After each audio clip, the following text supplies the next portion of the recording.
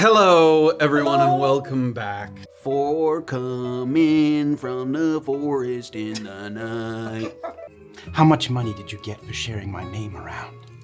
I'm not doing this for Marilyn Lachlan. I'm not doing it for the Glorianon. We can talk about it later. With your feet on the ground, the gods will surely take you down. Let the gods take you up the mountain. Holy shit! Oh my god.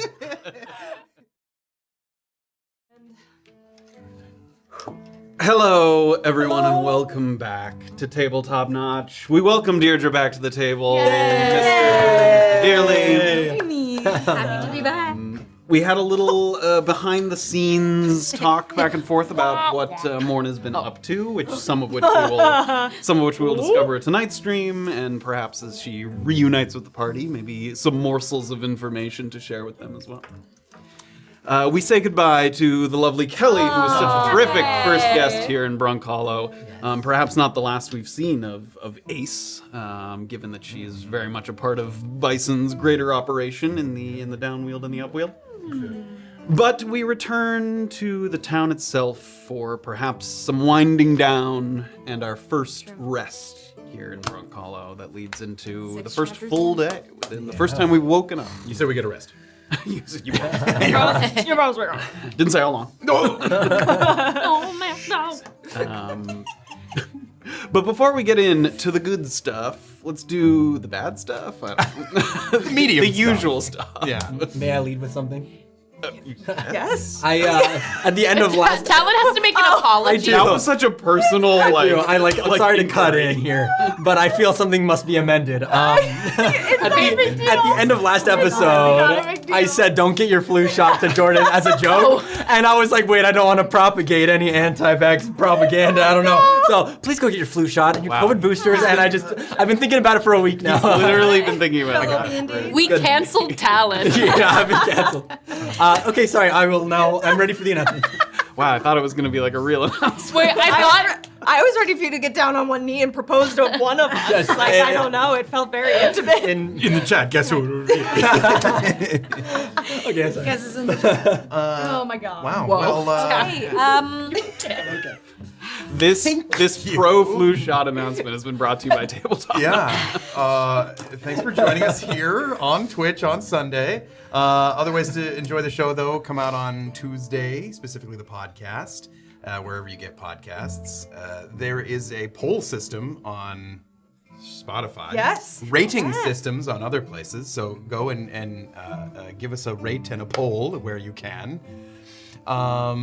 Tuesday is also the day that the YouTube video goes live, but only for members and patrons. That's right.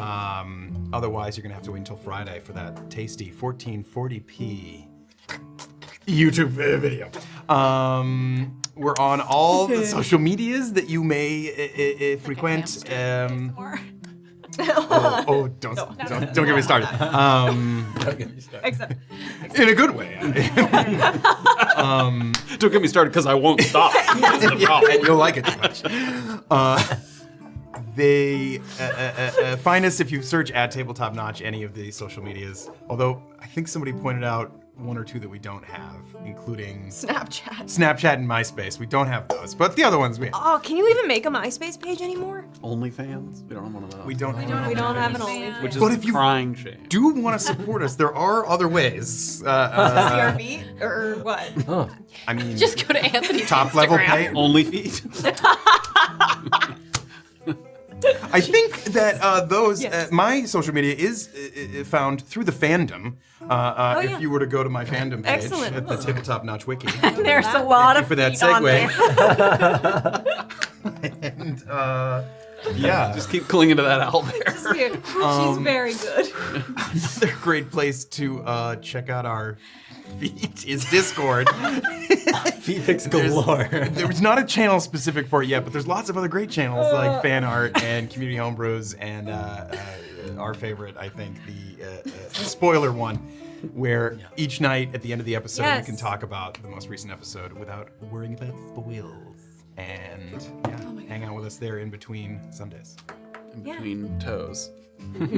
Get those little toe spreaders. You can hang out there. Oh man. This is my favorite. I'm gonna move on from that idea. Yes, So please. yeah, so we just launched YouTube members, which is super exciting. For people who don't want to sign up for a Patreon or any other subscription service and are already on YouTube, that's a really great way to get the early access to our episodes. Also, you're gonna get the exclusive content of our Notch and Sodas that are happening once a month. We just had our last one 2 weeks ago. Notch and Soda #1 with the clear hat that is being featured all across It's not the a story. hat.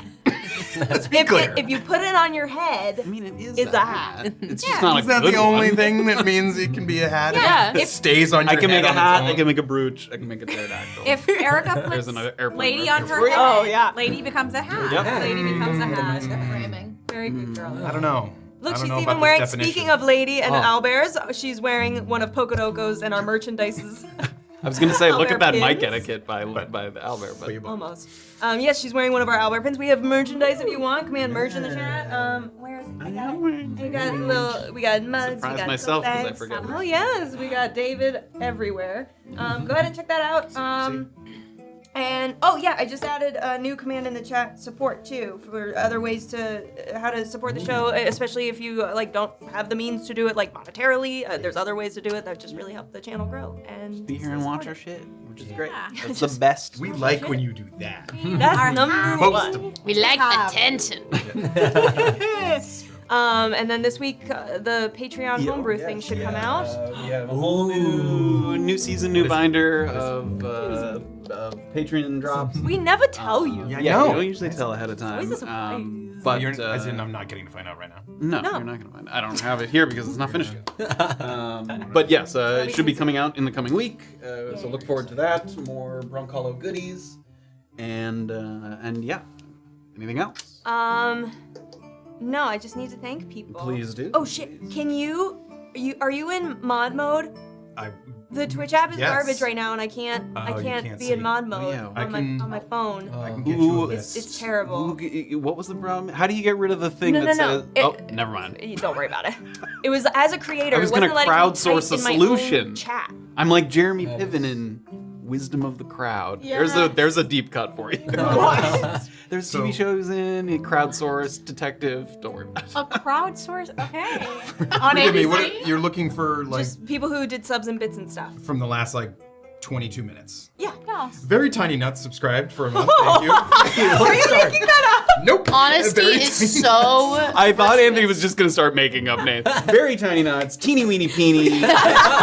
Thank you, Very Tiny Nuts, for that. Wow, thanks, Very Tiny Tiny Nuts Nuts. subscribed, thank you. Due Day gave 10 bits. F&F resubscribed with Prime. Very fun thing to do. Everyone should do that. Oh, yes. Words of a Mute resubscribed for a month. They've been here for 7 months. Thank you. Roan KT resubscribed for the 5th month. Captain Kirk 21 resubscribed with Prime. Oh, yeah. Dave the One for the 7th month. Wizren Enk, yep, 5 community subs, thank you. Detective Wyvern used Prime like a awesome person. Dave the One gave out 5 community subs. thank you. Droma subscribed with Prime. Captain Coral resubscribed for 16 months. Shades of Blue, hey, Hi, buddy. resubscribed for a month. 50 months. 50 Yeah. months. Shades of Blue has been Wow. around For ages and since ages. the blue Wait, I first think Wallflower. they have a longer streak than I do. They have a longer streak Shades than of me. gray at this point. Rask Vange, 500 bits, thank you. CC Blink subscribed with Prime. K-Rise gave out a community sub, and K-Rise resubscribed for the 3rd time with Prime. Choo-choo, thank you. Oh, thanks, Yeah, if you are an guys. Amazon Prime subscriber, you can Yeah. do a subscription on our channel for free if you want. Thank you for gracing us with your primes, for those who And primed. whoever claims Teeny Weeny Peeny as a username on Twitch first Yeah. wins at life. Definitely I thought. bet it's definitely taken. Definitely thought he was It's just gonna probably start making taken. shit It's up. gotta be. It's gotta be. Probably gone.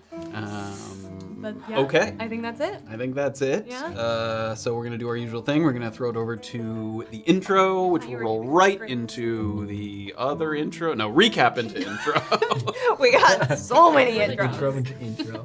Recap into intro, and then we'll dive back into the episode. As always, hope you guys are excited. We got the regular cast back. Yeah. Time to suss out where we're going next in Brunkhollow. I'm so excited. So let's throw it to the recap. I'm excited to get back to town. I'm so excited. We need to rest. And let's do it. Let's do the thing. Let's do You it. can All you right. can do Are we on the said thing. Are we on the right? Yeah, you are I good. shouldn't. I think- should just assume. I should just assume. It's always good. All right. Here we go. I've been watching the leaves where they end up. I can get there.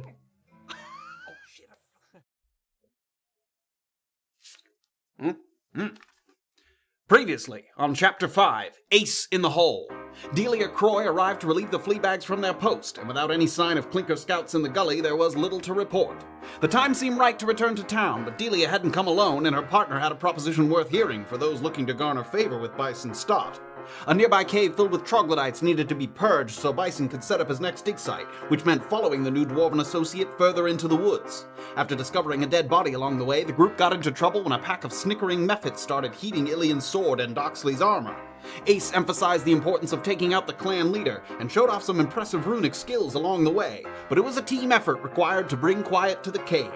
Swiping some chunks of mithril ore as payment, the farewells followed and a rest was very much on the menu. What impressions would Ace bring back to Bison, and what kind of goblin nonsense has Morna gotten mixed up in? Stick around and find out on Chapter 6 of Brunkhollow.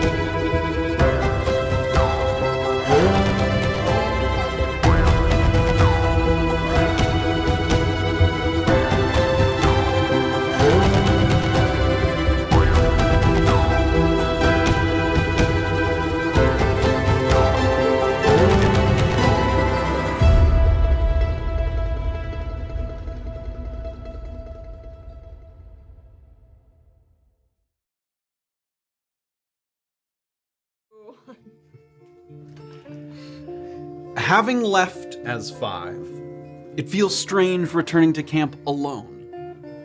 But a bit of solitary time with your thoughts isn't entirely unwelcome. When you packed up and left home about a month ago, you honestly expected your first days in Brunkhollow to be more of this, unaccompanied, independent, making your own way. But between the attack in the cusp and being in the right place at the right time to be called on by Bison's associate, you've already established a rapport with several of your fellow fleabags, though only time will tell if those working relationships continue, or if it turns out the relationships aren't really working for you after all.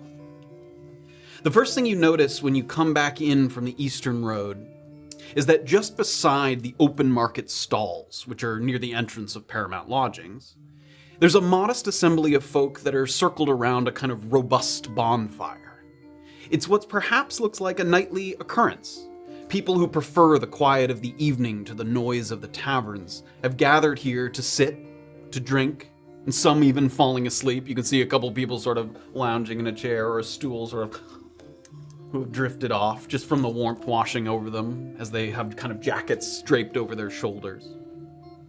Among the people in this circle, there's a couple faces that you recognize, including Bernard from the livery, and Skits, who looks only marginally more sober than he did when you first crossed paths by the creek. Wow. So you're coming in, you see the bonfire crackling. A little bit in the distance you saw some smoke rising and sort of your heart sort of skipped a beat, but then as you get there you see that it seems like very much it's not like an event. There aren't people sort of celebrating or anything where you might also see a big bonfire like this. It just seems to be for those who prefer to enjoy the peace of the night rather than be indoors at the Lucky Heathen or at one of the taverns. They come out here. They're sort of sitting around the circle, quiet chatter. A couple horses are slowly kind of trotting by, working their way back and forth along the paths. Morna returns to town. I'd like to go up to Skits and sort of say hi. Great. You start to walk in his direction, and you can see that you're kind of in his eye line, like he's facing the fire, and you're kind of off in this direction. But he's got a bottle in hand, and again, sort of just with his varying levels of consciousness and sobriety, he doesn't quite kind of see you approach until you get like very, very close, and then he kind of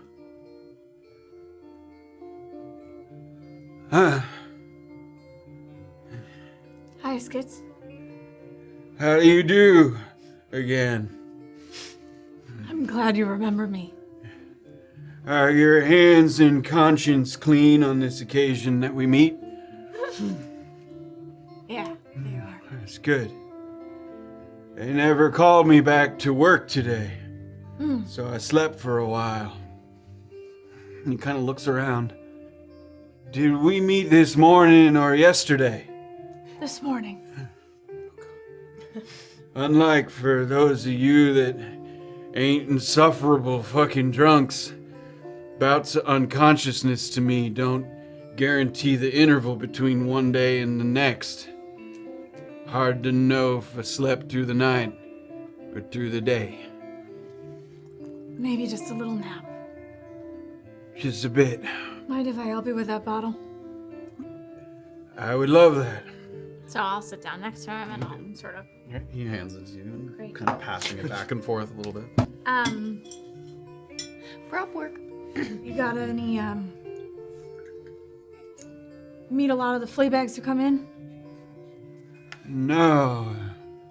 Found myself at the music box mostly, then wandering about waiting to see if I'd be called upon for work again. I meant in general. Oh, like Like you... like not just today. Yeah. Yeah, sometimes. Fleabags come often into the tavern, which I frequent on occasion. You, ever... And she's gonna be kind of quiet. Ever met a guy named Haskell Pips? Haskell Pips, and he says it, and to him he thinks he's probably saying it quietly, but he says it kind of out into the open air. And it's not like a bunch of heads turn or anything, but he just repeats it back to you as he's thinking. The name seems to ring a bell. It's hard to hear that bell over the buzzing of my own wet brain. Plied amply with alcohol. So it takes the bottle back from you. It's a fellow with, sort of my age. Maybe a little shorter than me. Mess of sandy hair. Yeah. Missing a finger. Yeah, big mop of hair. Makes a thinning man like myself jealous just to look at him. Yeah, he came in a couple of weeks ago. Yeah. Whatever happened to that kid? I ain't seen him around recent. And he leans back and he kind of smacks someone who's next to him there. No, it's all right. Don't worry about it. Never mind, go back to sleep.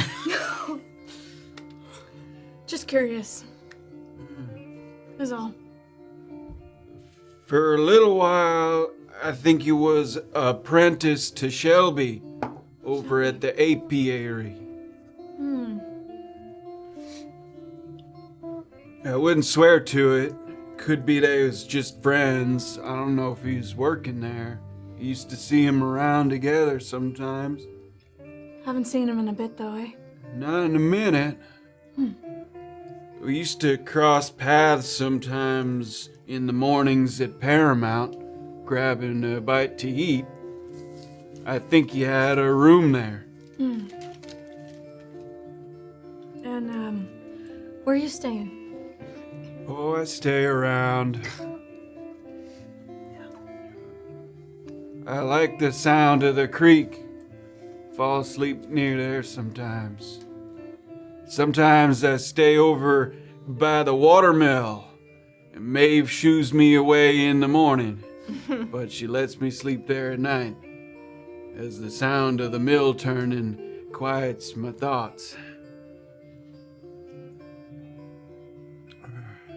She's just gonna sort of nod quietly and sit with him.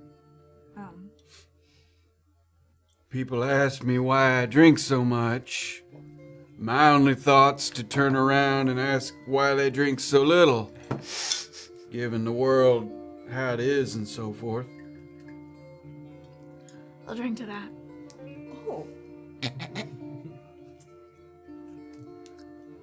Did you find yourself making use of your time today? Yeah. little. Had a couple jobs. Been a busy one. That's good. Busy's good. Busy's good. You know, if you see Haskell, would you tell me? I will. Would you like me to address him as such or simply inform? Just tell me, please. No need to mention anything. I will. I apologize, but I have already forgotten your name, which embarrasses me, but not so much that I will not ask. It's quite all right. It's Morna. Morna and Haskell. You can forget it again if you wish. I might, but not on purpose. Why do you drink so much? Like I said, everybody in Brunkhollow coming from somewhere. Sometimes you come from somewhere good, and sometimes you come from somewhere bad. Is Brunkhollow not what it promised itself to be to you? Oh no, quite the opposite. It's exactly what I thought it would be. Would not more moderation be an inclination in that case?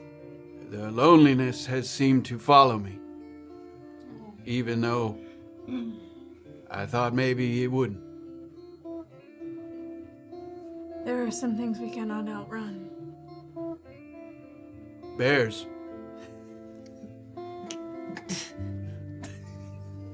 Morna is going to do her very best just to suppress a smile and say, bears are very hard to outrun. They said a while. A lot of us sit until the fire dies, and then we go to sleep. I'll sit a little, but I'm quite tired and I feel I should go to my own bed. I understand. I'll have one more drink with you. One more it is. Have some more of that tea that Give you me hate. that tea. I know, I like this tea. Oh, It's good. a good tea.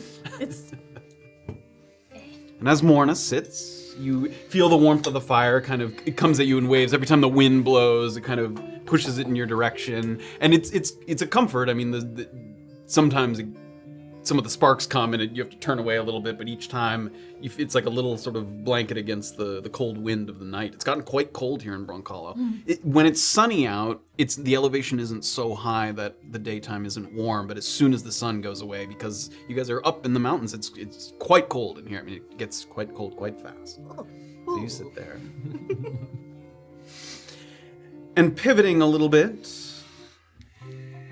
with knapsacks as heavy as your eyelids, you make the push back to Brunkhollow, following what few natural landmarks are already known to you in the Downwield. The plateau, the gully, the river bend, most notably.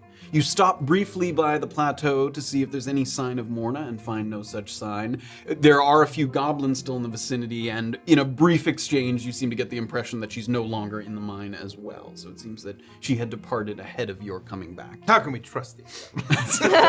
Inside check. No, seriously. They seem honest. All right. They seem like they don't care too much. Yeah, you can. Would we have been able to stop by the buried body on the way back? To the Sure, yes. Was there something you... Yes, absolutely. We can rewind just a little bit. I mean, that was between the Troglodyte Cave and the plateau. So, yes, if you guys wanted to return to that area. As soon... You guys are kind of walking, and you're following the track that you were walking along with Ace, and then you notice that Illien and Doxley are just kind of veering slightly off, and you pick up on it right away because you knew where it was, that they're kind of heading in the direction of where that body was there. Careful on your way over there. Careful. Could be the murderers could still be about. Are you coming with us then to protect us from these evil murderers? If you feel you need it. We'd love to have you, TC. Are you sure they were the murderers and not just the buriers? Because as I recall, you didn't get a very good look at them. They were involved somehow in the person's death, I imagine. Anyways, It should only be a moment.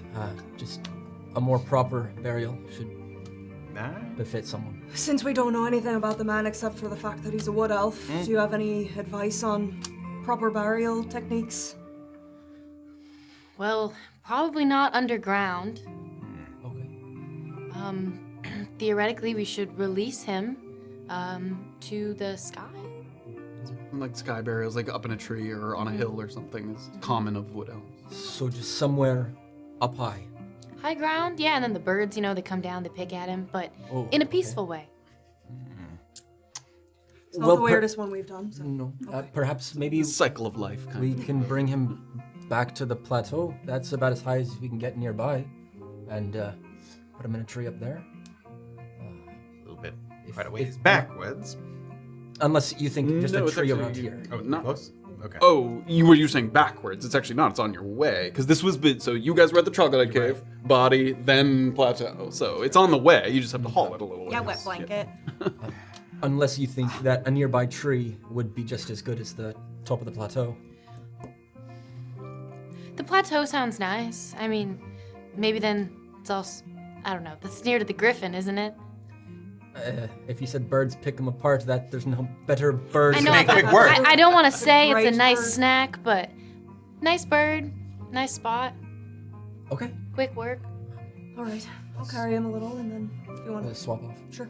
Okay. Make my way over to the body. There's one shovel still. There it is. They stuck it in the dirt and then they ran. So Just start digging the body out. dig it back up. You notice some of the same things that TC had relayed to you. You know, it's a wood elf. The name was given to you, Dwight Netley, by Ace. It's not a person you recognize if you were double checking anything like that. Okay. And I think I mentioned this also, or it becomes more obvious now, is that he did look to have burns on him, like fresh burns, not like old scars, but like blistered skin in a way that looks like he was burned recently. Like- Did it in any way look like Bodhi? No, his looked much older. Like he had, okay. like that happened a while back. Like he had that scarring where it's just kind of those skins sort of a little raw and. Gotcha. But this one looks like he might have been burned within the past, like today, or maybe. I see. Like on his face, like sunburn, or like on his hands. Definitely and not items? sunburned. Like a blast. Like it's on his forearm, hand, and part of his face, almost like he was putting his Oh, hand up, rough. like to combat flames. While he's trying to get him out a little bit more, Doxley's just gonna check his pockets and stuff, see if there's anything on his. Nothing on him with that body. You get the impression possibly he doesn't have like a knapsack or anything that either the people who buried him or before that someone might have taken his personal effects. But Is there any like jewelry that he's wearing? Something if I brought it back, it was like identifiable as his. give me a perception check. Nice. Okay. Good thinking. I don't know why I have to look at the sheet. It's a +0, 6. 6. Yeah, nothing on him that's Okay. identifying. I mean, there's enough of him left that people can recognize him. Ace was able to recognize the description of him, but TC will just be standing over while you're doing the digging. If you watch out, you'll remove a limb. I'll be careful. Thank you. Careful, eh? Thank you, TC. Thank you. I'm helping with the digging process. And while we're doing this, I'm just gonna kind of, as we're going, does anyone have a feeling that this death has something to do with the mysterious meeting? I suppose it could have happened around the same time, but everyone's been pretty tight-lipped about the meeting. I don't know what you could glean from either one. I'd say it's possible. Could also not be possible. Those are the two options. Ace also didn't seem very surprised to hear that it was a scout died. I was surprised how lax she was about the situation. Yeah. I felt like that was more her disposition than maybe the stakes of what's occurring right now. So you don't think this is just a daily occurrence in Brunkhollow? I was gonna say, we are new to Brunkhollow. It could very well be. I don't know, y'all. I have a bad feeling about this. Just keep your eyes out. I don't know if there's an authority here you could take it up with, but I imagine Ace will probably have sent the message along to those who might want to hear it, having known the man. I think Ace did imply that she was at least going to tell Bison. Yeah. That she was going to let him know. So, Great. I'll lug him over my shoulder and then pass to Doxley as time goes by. Feel the weight on your shoulder, sort of struggling to move by, but a little bit that's keeping you going is the knowledge that you feel like you're doing the right thing a little bit, even if you weren't totally sure. Like that keeps you going, even in this sort of exhausted end of the day state. Just the pushing you forward, sort of knowing that if that was you, you would want someone to take your body somewhere. So lug the body along. After a little while, you pass it off to Doxley. You get yourself to the plateau. Work your way up that winding kind of side trail. You get to the very top there. So there's a couple of trees again at the top. There's also the griffin's nest. Where would you like to place the body? Is there one that speaks to you? That one. Seems like That one, the one you were hiding up in? No. It's a nice, because there weren't that many trees, No, there was if I only recall. like 3 or 4, yeah. Yeah, so one that is leafy, looks sturdy. Sure, yeah. You Yeah. find one of the ones, it's kind of near the griffin nest, but it has a slightly thicker trunk. It's not as tall as the one you climbed, Yeah. but it looks sturdy and the branches are quite thick. So Healthy. you could like place a body over one of the branches and sort of Yeah. not have any risk of it falling down from above. Great. I'll help you lift it up. Yeah, I'll climb up to Oh, it, okay, and then sure. like if you want to. Pass it up. Yeah. Careful. Try to- Careful. Thanks, TC. I'll try to. While Doxley's up there, is there anything else? You put leaves on the chest, the eyes, anything? No, just give him a comfortable seat. Great. Right, yeah, she'll try to position so he's looking up to the sky. Okay, yeah, you drape it so the branch is kind of between his legs and his shoulder blade, so he's kind of lying back with his limbs all kind of down. And you can see the moonlight kind of draping across his face. I mean, in a sort of solemn way. It's quite beautiful. She'll put his hands on his chest and quietly to herself. Enter the wild with care. Down she goes. In Elvish, T-Seal. He scouts now the afterlife. Also in Elvish. Well said, TC. Well, that was all the business I wanted to see to. I'm happy to go back to town. Right. Let's be careful. The return journey resumes. The darkness does little to ease your mind as you spare some glances up into the trees, making sure that branches are indeed branches and not camouflaged gricks waiting to drop down on you from above. Nothing, however, can take away from how fresh and alive the air feels. This is the perfect kind of night for huddling around a campfire or rocking back and forth in a chair on a lone, solitary porch, watching the business of the camp slowly turn to a crawl. Having left from Merlai at somewhere between 5 and 6 this morning, it has been quite a day. But your fatigue is not without contentment, for it feels like you've opened a few doors already, if only just a crack. After feeling the terrain dip down, you get the sense that you've entered back into Brunkhollow Valley, sort of the bowl that makes up Brunkhollow Valley, and that you'll soon reconnect with Detention Pass, that area between Brunkhollow and the prison, the area around the prison. So you have just a moment here to kind of talk or discuss, or just as you are approaching the final sort of last sort of mile towards Brunkhollow here. Well, I could use some sleep. I don't know what you all have planned tomorrow, but if you have nothing in the morning, you'll find me at breakfast at little past dawn if you wish to share a meal. You're not here. He's like, man, I really hope that Morna's there. That's If you wish to share a meal, but I will not. Thank you. No. But I think I'll hit the hay pretty quick when we get back.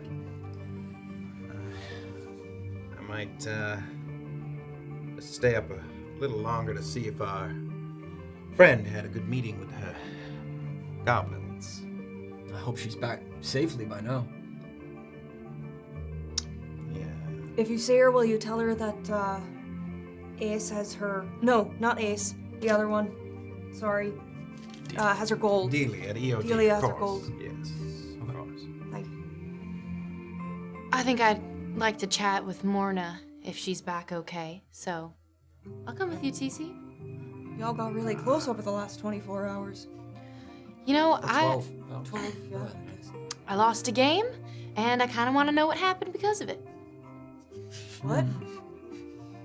I was the last person to talk to her before she went. When she So gave the bone away, she lost a game of sorts. Right. Sure. just like to tie up loose ends, you know. Okay. What game was it? You don't need. Let's not go there. It's been a long day. A game of wits, perhaps. Sure. Well, I was just gonna stay maybe on the porch of the Paramount or downstairs or last ditch. Her room is next to mine. I was gonna just leave my door open and see if I heard her come in. Nothing special. All right. Well, want to head back to Paramount, and if she shows up, just run on downstairs and give me a knock. Sure. Well, stay safe. See you around. when I see you, yeah. Doxley, are you gonna be at breakfast? Probably not. Yeah, I didn't think so.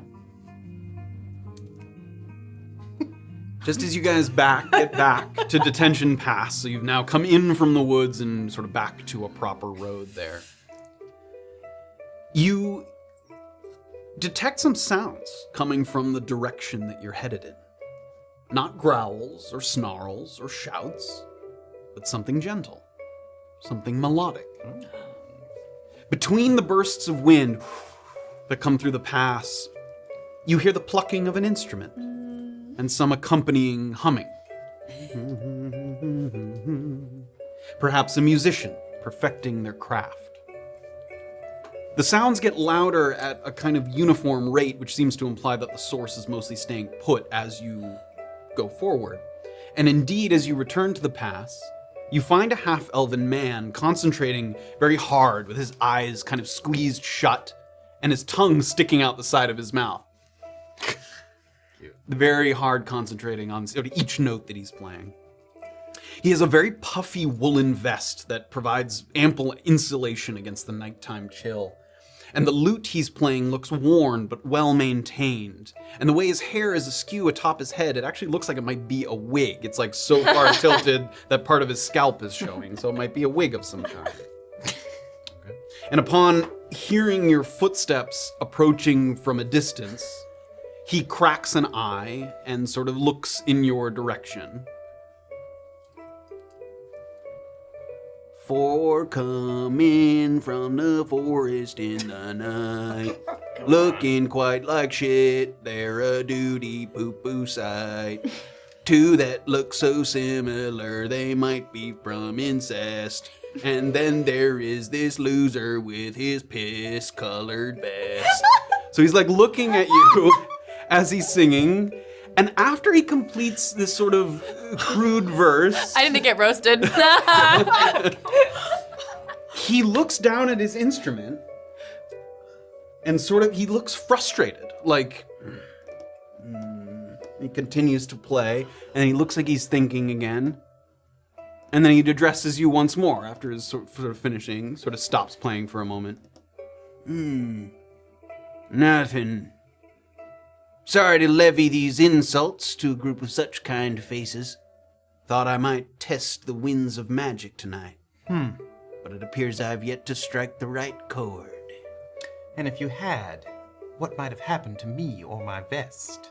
I've heard the tales of the bards of old, able to subdue their foes with nothing more than their songs and a scathing indictment.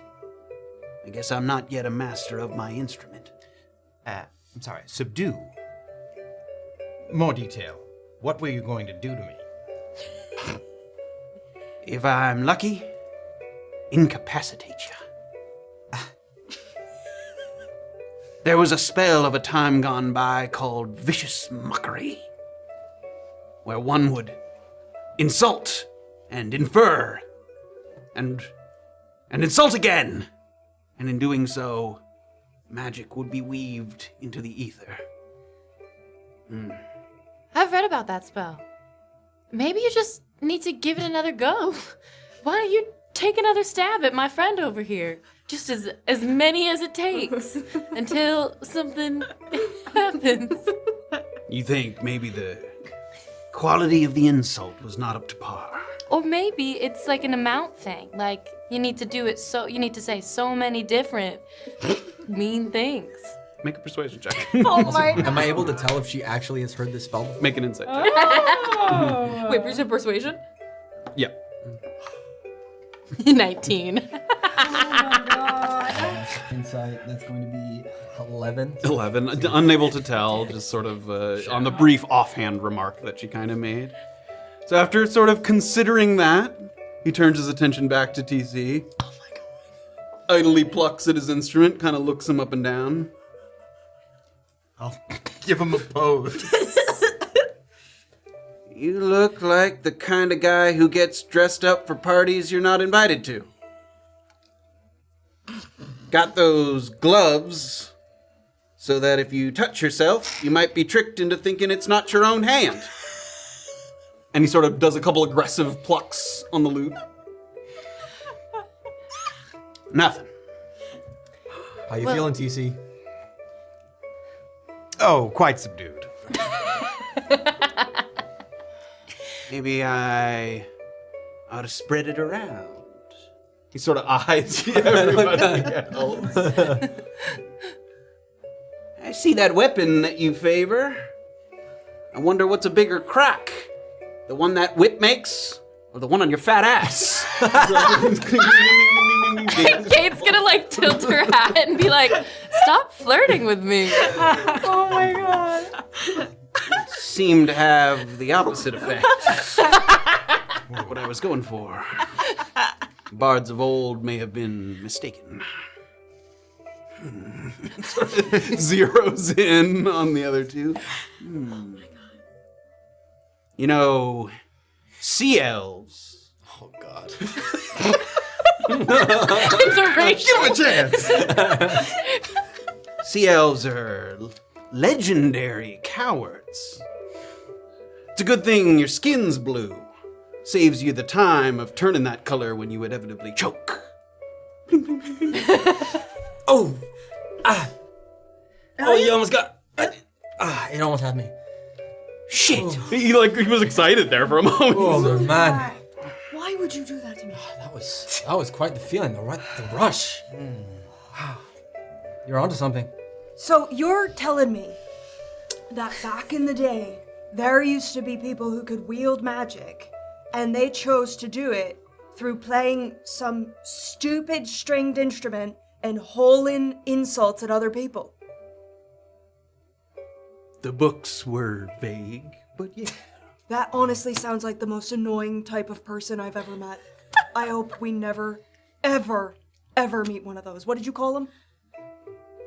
Bards. Oh, they're just called bards? Oh, all right. I think we just did. But we're not. Oh, right. Where did you get that instrument, sir? From home. Oh, I'm sorry. You said it was imbued, or the music was imbued? Neither.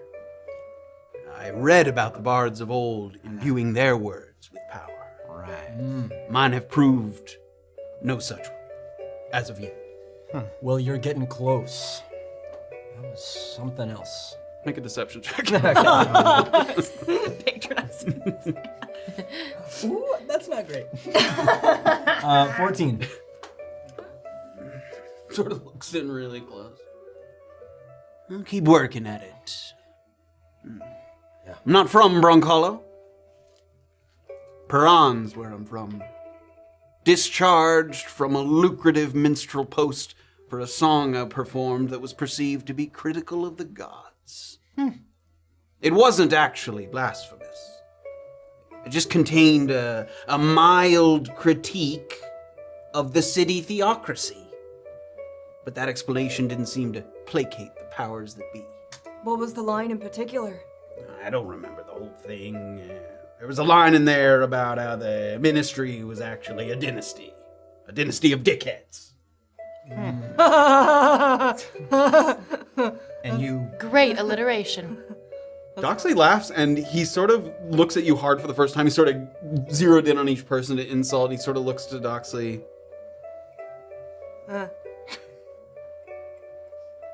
Make an insight check. He knows that laugh. Insight? Okay. 17. 17. Just from the briefest look that he makes very hard eye contact with you and then immediately diverts, he looked like he recognized you. And immediately sort of turned his attention elsewhere. What is going on with these two? Who did you... Did you ever... sorry, TC. You said you played music in Perun. Did you ever play down by the harbor? No. Oh, that's too bad. I enjoy some of the performers down there. So thought maybe I'd heard you perform before. Sorry. Alright. So, who of the dynasty did you play that song for that got your ass kicked out? Oh, you never know who's in your audience, but someone in the ministry heard about it. Anyway, I initially thought I'd just go to the outskirts, but then just found myself wandering, kept wandering, decided to come to a place where what I sing in my songs is not regulated or policed. No hopes of returning to Perun one day to have a great performance to show them what they missed. I like the idea of that. Maybe if the time came. Not exactly a venue for it around here. Well, I like to practice out on my lonesome. That way, if I really strike the right chord, nobody will get hurt. Well, if it ever does somehow work too well, we're good at dragging bodies around, so if you need any help obscuring one. Someday I do hope to craft the perfect insult that will unlock these ancient powers. Feel free to let me know if you think of anything good. Okay. Until then, I'll just keep playing my little tunes. I didn't catch your name. Where might we find your performances in the future? I'm known as Wooly to most, Wooly. and I live in some of the tents that surround Brunkhollow. Haven't gotten around to affording a place of my own yet. Good luck, Willie. It's been nice to hear music for a change here, so thanks for that. Anytime. Thanks for being good sports. He starts to walk a little bit. Go down the path. Those spells were a real thing, you know. I mean, as far as we can trust things in books.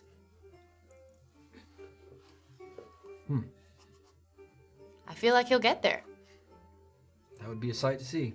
I don't know. I didn't really feel anything.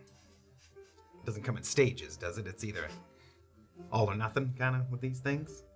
I don't know. Have you ever felt under the influence of magic? No. Have you? Wasn't a whole lot of magic to speak of where I came from. Well, you just seem to know a lot about it. Well, I've read a lot of books. Those books never gave you a feeling? Tingle? Now I'm a little confused about what kind of books we're talking about. I am too. Magic ones. I'm here for the magic. Exactly. Fuck. Well, I suppose my answer would be I don't know, but I don't think so. Have you ever felt magic being done unto you in any form? I mean, aside from whatever went down This to Cuss. morning? Yeah. No, certainly nothing like that before. My sword got very hot with those methods. I would say that was pretty influential. We've avoided the promulgation line, so no, we haven't felt much magic. Maybe we will soon. Cool. All right. You guys continue down Detention Pass. You get past the last kind of row of thick trees that then opens up into sort of Brunkhollow Square there. And just as Morna did before, you see the fire kind of crackling there and a number of people sort of seated around watching the fire dwindle and the last bits of activity in the town. In addition to that, you do see some people that you recognize as well. You see Bernard that's sitting there. You see Maeve sitting there, which Morna didn't recognize because she hasn't met Maeve, but puffing away at her sort of blue-tinted cigarette there by the fire. A number of people are sort of clustered in sort of packs of 2 or 3, but Morna's sort of by herself, very much sort of in her own little world. She's sort of looking sort of intently into the fire. And the blue smoke kind of mixes with the fire and goes off into the air. And you do see Morna as well, the back of Morna's head kind of seated next to someone you don't recognize. Look, I told y'all she would be fine. Well, Morna. Happy you made it back. Finished your business quite quickly. Yes. I might have drifted off a little myself. I'm glad to see you all safe and sound. Just gets fast asleep next to you, clutching. Friend, do you think he'll mind if I steal a sip? I'm sure he wouldn't, no. Sort of. Damn. Just giving away other people's shit. It might be a blessing to drink some of it for him, I think. She'll wipe the bottle before she takes a swig. Anyone else want some? I'll take one. Just a taste. Do you have the bone, Sino? Let us step away from everyone. Yeah, it's like. But I will sort of nod and say, let's have a drink all together and then head back. And yes, I have something to discuss with you all. I take a quick drink. To our first day in Brunkhollow. Indeed. I'm just going to step away for a second, but I'll be right back with you. And I want to go find a seat next to Maeve if possible. Sure, you do. As she's sort of smoking there, she sees you coming and she sort of... I love this bitch. Good luck. I just want to sit for a while, not saying anything. Just enjoying the fire. She sort of braces herself to see if you might say something, and you don't, and you sit. The rest of you step away slightly from the fire. If there's a spot. Yeah, I just kind of want to get where we You won't can- be overheard so easily. A number of people, so as you've been sitting there sort of next, like, people have slowly kind of gotten up and sort of either flicked a cigarette into the fire or sort of wiped their eyes and gone off. So now there's probably less than 7 or 8 people here, not including you guys. So there's seats all around this sort of bonfire, so you can find a little area. Great. I was hoping I would meet you all. Kayt, I don't have the satchel. I was only able to commandeer this one bone. And I'm gonna hand it to her. Does it look the same as the one that we... Give me a nature check. Both of you can give me a nature check. Not great. 7. 7 also. No. It definitely looks different. It's hard to tell if it's just... It might have been a piece, because that was several bones that were in that satchel. Yeah. So it might be one of those, but there's definitely pieces missing, so some of it is lost. Yeah. Okay. I'm gonna take it really gently then and gently place it in my bag in like a little piece of cloth. As you well know, the goblins were very keen. You're not here. I'm not here. Are you with them? Yeah. Yeah, Doxley. As you well know, the goblins were very keen to get it back. I was surrounded and could not get them all, but I kept this. They also gave me 5 gold apiece for our efforts of returning it, and I will distribute that to my buddies. I'll do so. That's I'm generous of you. sorry that I could not get the satchel back. I must say, I am disappointed. 5 gold is... I was hoping for more influence when it came to approaching the goblins. Well, I'm more curious about what the bones were all about. Did you get any inkling what's going on down there? They are not money. They are curious little creatures. I could not tell what they are mining. They are digging in shale, which itself is a quite brittle stone. It can be mixed with limestone to make bricks and tiles, so perhaps that is what they are excavating. The bones themselves I did not recognize. Perhaps they hope they are something valuable.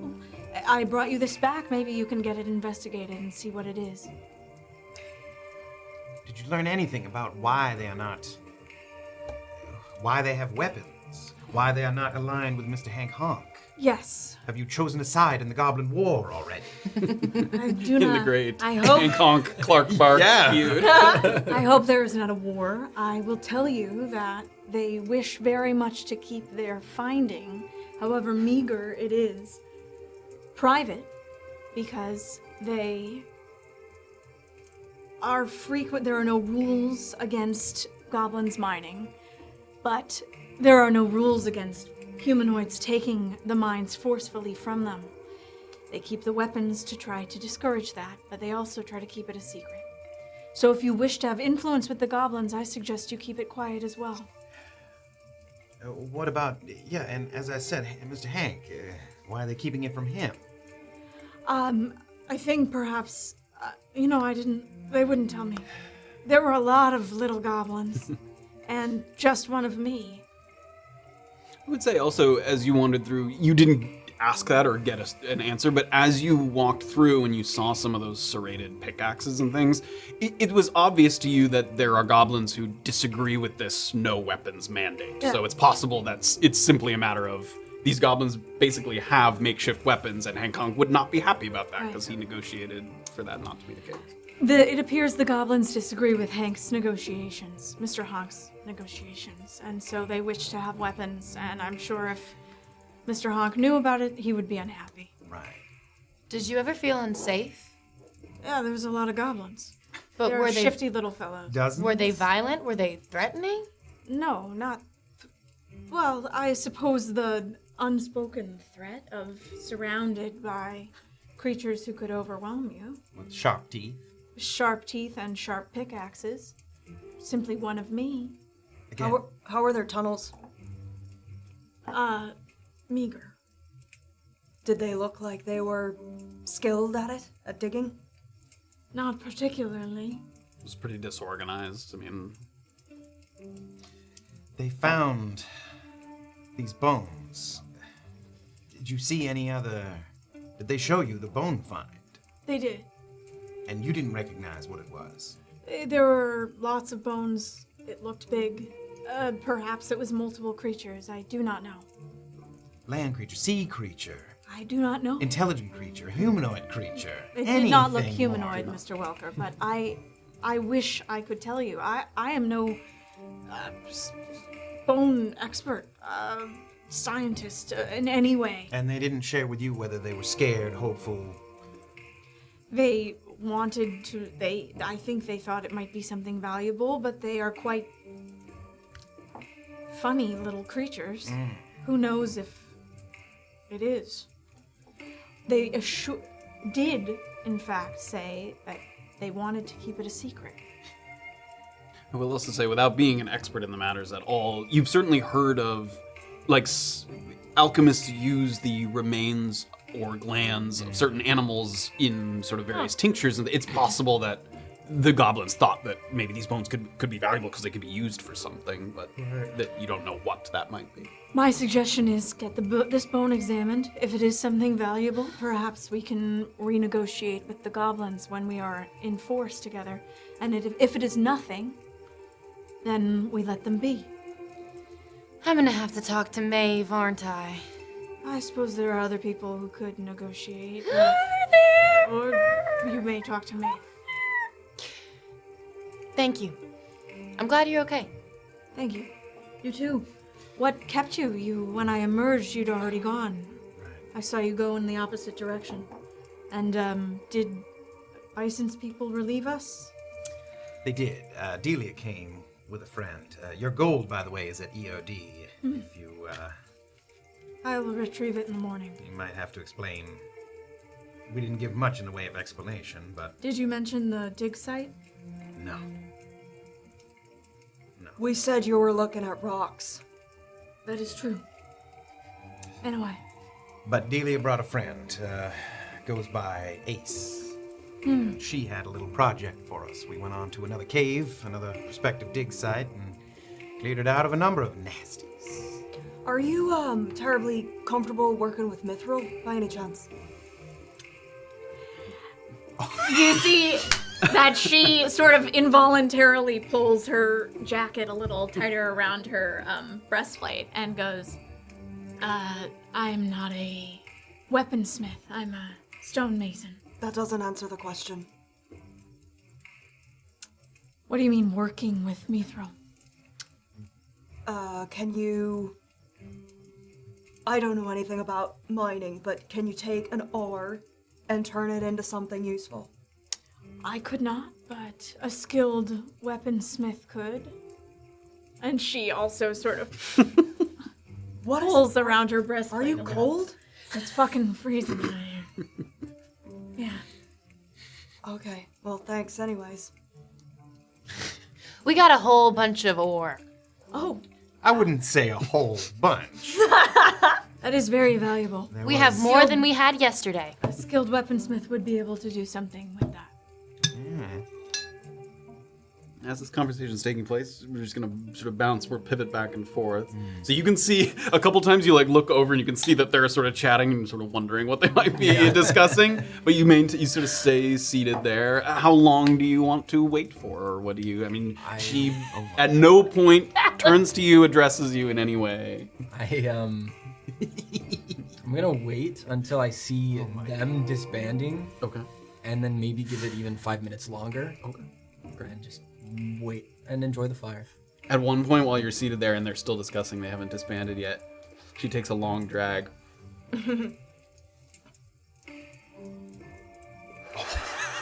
And blows it in your face. Oh shit! Give me a Constitution saving throw.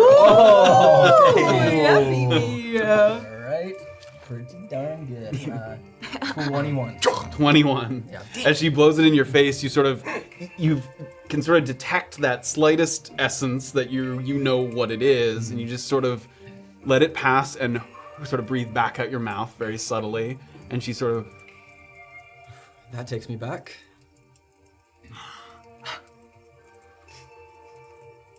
And we'll put it back to the other one. Oh!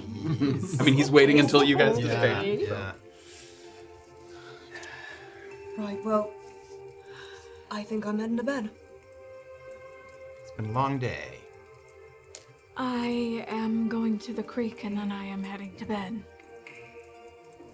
I'm sure Illien would be cross with me if I didn't pass along the invitation that he's going to be having breakfast tomorrow in he didn't say where. Somewhere. If you want to have it with him, you can. I have a meeting in the morning, but I may break my fast and see him there. Yeah. Dawn? You have a meeting at dawn? Not at dawn. Oh, well, I believe that was when he said he would be having his victuals. So. That is quite early to sup. Okay. You know enough about elves to know that elves don't do a full rest. They only sleep for 4 hours. So he would be waking up sooner than other. All right. They go into a kind of meditation trance for 4 hours. Boo! I'm changing it all. Just had to be a human variant. Had to get that. I wanted to be a human variant. Okay. I'm going to say to Doxley, is he busy over there, or should I give you his gold? Oh, you can have it. I can take it. Okay. Yeah. I'll give her the gold. All right. So she gives each of and you not- 5 gold, or Doxley. She gets 10 each gold. of you guys have 5 gold. TZ takes it like, thanks. Okay. Fuck me. Never seen anyone turn their nose up at 5 gold. Okay, cool. And she's gonna say, bid you good night, and head towards the creek. Okay. Morna breaks off towards the creek. Ever since Morna handed me the bone, Kayt has been having a panic attack about whether or not she is going to approach Maeve at the fire. You look over, you can see Illien still seated there. It doesn't look like they're having a conversation. Is there a way that I see Kayt? Once Morna breaks off, you can see Kayt sort of looking around, and she looks over in the direction of Maeve. I'll say you can catch her eye. Yep. I want to go.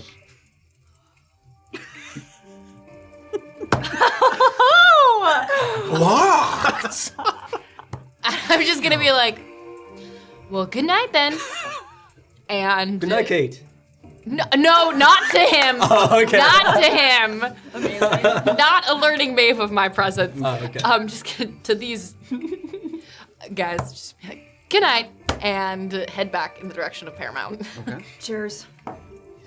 Leaves TC. I was gonna say, if Doxley heads back over to that sleeping guy with the booze, I'll go there for one. Oh, I've just. Oh, she has the bottle. I Oh, just yeah. took the Oh, bottle. you still have the bottle? Yeah, she Sick. commandeered the bottle. I took it. I'll take another one right here. You look over, and even though the bottle's gone, he's still like holding an empty nothing in his hand. Any big plans tomorrow? Yeah, it's my birthday. Happy day. Yeah. All right. I'm heading to the inn. Good night. Good night, TC. Do you walk in the direction of Paramount? Where is Lucky Heath in relation to our lodging again? Just a couple doors down. It's the on that map. It is 11 be the last XI. one, like, yeah, I'm So leaving. it's just a few. Here I go. I think she'll go. Yeah, I'm leaving. Look that way. Yeah. You leave first. You can go. No, you hang up. Yeah. I'm not trying to hide it. I think Doxley will start walking and then realize to herself, and she'll just poke her head into Heathen. Can she like see like most of the patrons if she just looks inside? Sure. You want to walk and peer through the doors? It seems like the front doors are open. It seems like that's pretty standard. So Doxley heads in that direction before we follow her there. TC. Yeah, if people are pretty much dispersed except for this Welker, That's me. I will head in the direction of Paramount, but I will split off and head towards what I know of as the Merkel. Okay. Do you know what the Merkel is? I saw the flyer. Mm-hmm. Saw the flyer. It didn't. It just said, "Come on down to the Merc Hall" or something. I think you have it. There's no like, I do address have on it. It doesn't give an address. Yeah. Sorry. And you only got a peek at It it. ain't gonna be that easy. Sorry, Beeb. All right. Well, You have a task for the morning. I gotta ask. No, I gotta find out right fucking now. I don't know. Yeah, if we're not all walking towards the inn at the same time, I have to go by. Where did we come in? You guys are basically where the open market is. So 6 there, that diamond. You're right outside of Paramount Lodgings. That's where the bonfire is. It's like right there. Is there anybody? The market's all closed up. There's no like, nobody at the sitting stalls around. there. Give me a perception check. Okay. 17. 17. 2 quick things that you notice. One, the market, the open market is pretty much totally cleared out. But you see, starting to set up in one of the stalls is the same goblin you watch get thrown out of his, and he's like got a little satchel. He's got one satch. Aww. He has a satchel, and he's like putting like plants and mushrooms like ready for I'm the gonna earliest cry. possible, because you've heard that apparently there's a cutoff when they're no longer allowed, so he's setting up his stall like way ahead of time to make sure nobody sort of claims his spot. I'm gonna have a meltdown. And then beyond that, just past that, the doors, someone kind of swings open the door of Paramount, and there is someone at the front desk there. You couldn't sort of catch a glimpse of exactly who it was just in that moment, but they always have someone on duty there as well. I'll go over to the goblin actually first. Okay. Yay, got this. Be nice. I don't know what to do. There's a breeze going through the. Be nice. I just fucking kick him. Sir, I saw you had a bit of bother this afternoon trying to sell your wares. Is that a regular occurrence for you? Not open till morning. I wasn't looking to purchase, I was just asking. I'm fine. Your friend that, the person like hit him, right? And shoved him, or He didn't like slug him, but he shoved him. Yeah, like him, shoved okay. him to the ground. Yeah. Like, yeah, outside of the. Your acquaintance that took you to the ground there, has he done that before? Have I stayed too late, yeah? Does he run the place? No. Well, what right does he treat you like that? Hancock came to agreement. No goblins the mark afternoon. And do you agree with Mr. Hancock? Think that he's set you up well here?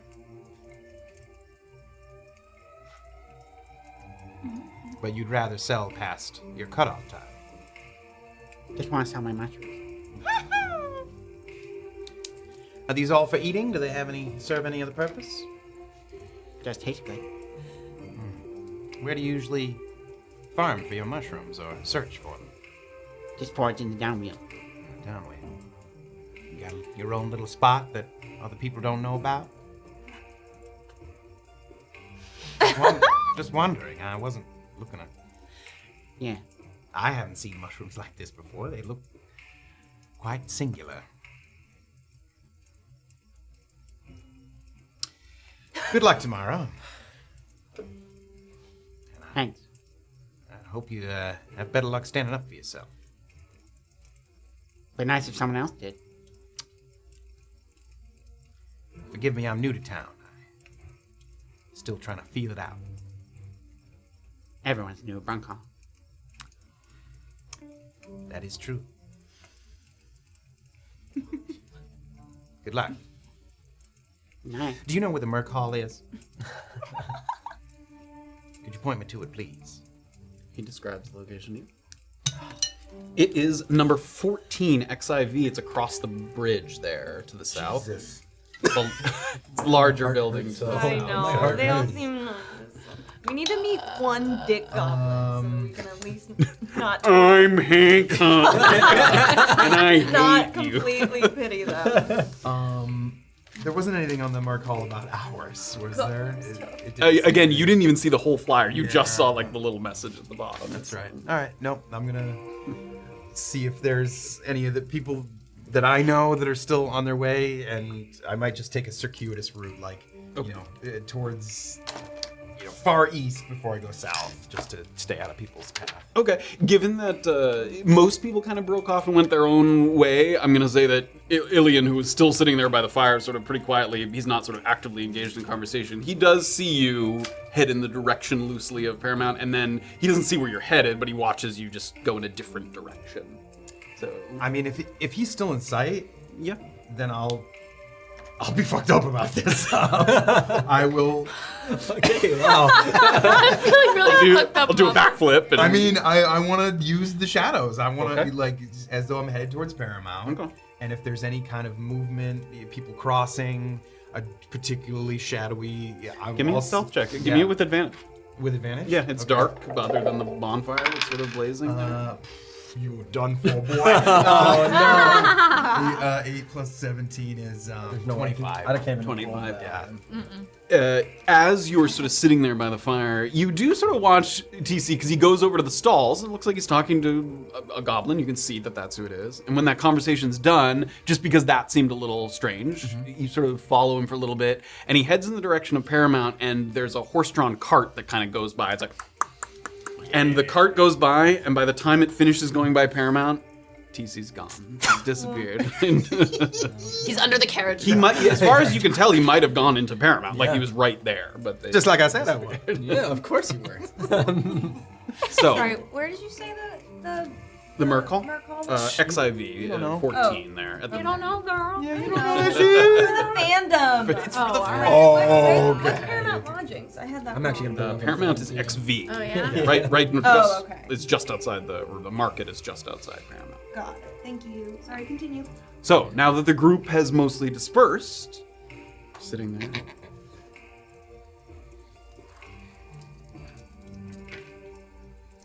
If she doesn't say anything for about 5 minutes even, She doesn't. I'm gonna stand up, just do a stretch, and say, doesn't seem like a night to spoil with conversation. It's quite peaceful out here. It was, anyway. It was. That is true. I just thought it would interest you. I'm interested in your business. I wouldn't want to ruin your night, so I thought perhaps I'd drop by tomorrow, conduct some business with you, based off what we talked about earlier. You gonna buy that fucking potion? It seems I found no orcish book, so it seems like that is my way to go. Sounds like we have business then. And I also have a proposition I'd like to bring to you as well.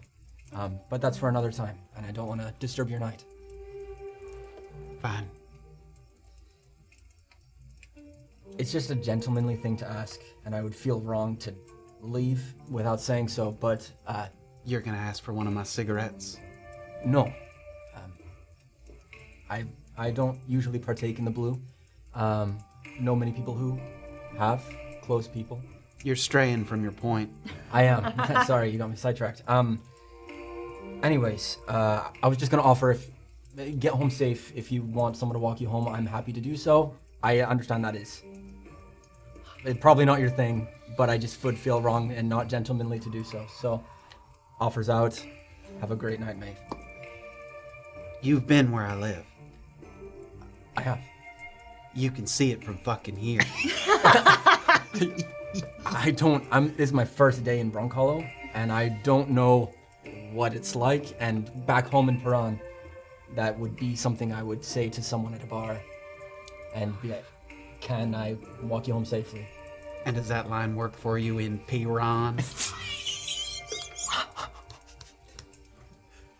I just like to see people safe, is all, Maeve. But I didn't mean to. No, I'll see you for business tomorrow. Thank you. Have a good night. Good night. I'm gonna head to the Paramount. I was about to be so mad if you had like a positive interaction with her. I was like, oh, it's going so well. Like, say something stupid. Say something stupid. No worries. Oh, thank God. We'll follow Doxley. So you walk down, you pivot a little bit away from Paramount, and you you don't peek your head in, but you at least get up to the threshold of the Lucky Heathen. And it's probably a little later at this point than the establishment's like busiest hours, which are probably sort of just as people are getting off of work and things. But the Lucky Heathen is still very lively. It's good spirited. There's a number of diverse groups that are trying their luck at the various games of chance there. There's even a couple goblins in here, which would be a very highly unusual sight in any city outside of Brunkhollow. But despite their being allowed to attend, it is very obvious that the croupiers are paying special attention to them. Like, you can see them as they're shuffling the cards, like making sure to keep an eye on any goblins that are at their table. Okay. The tables are arranged. You have not seen this yet, but they're arranged in that kind of circular formation. There's a raised platform in the middle that has this sort of slab of white marble that doesn't mean anything to you. And there isn't any empty seats available at the bar. The bar is quite packed. There are some seats available at the gaming tables. There's waiters providing table service all around the room. The most popular spots currently right now are some kind of dice and card game that you don't recognize, a Brunkhollow Double Pass, plus a couple of roulette tables that have kind of smaller wheels than usual. It seems to be like kind of a modified game of roulette, but they're making kind of a satisfying whirring noise that you can even hear from the outside as everyone's sort of cheering as they spin around, and you'll hear someone sort of call 18, and everyone sort of cheers or shouts from the distance. The game, from your experience in Tyrun, roulette's a game that gets more popular as people get drunker because it requires no thinking skills. Skill. Yeah, it's just you pick a thing and you let it ride. So that seems to be a popular activity at this particular moment. So you're standing there, idiots. if you're stupid, come on. So that's what you see as you sort of hover at the entrance there. Okay.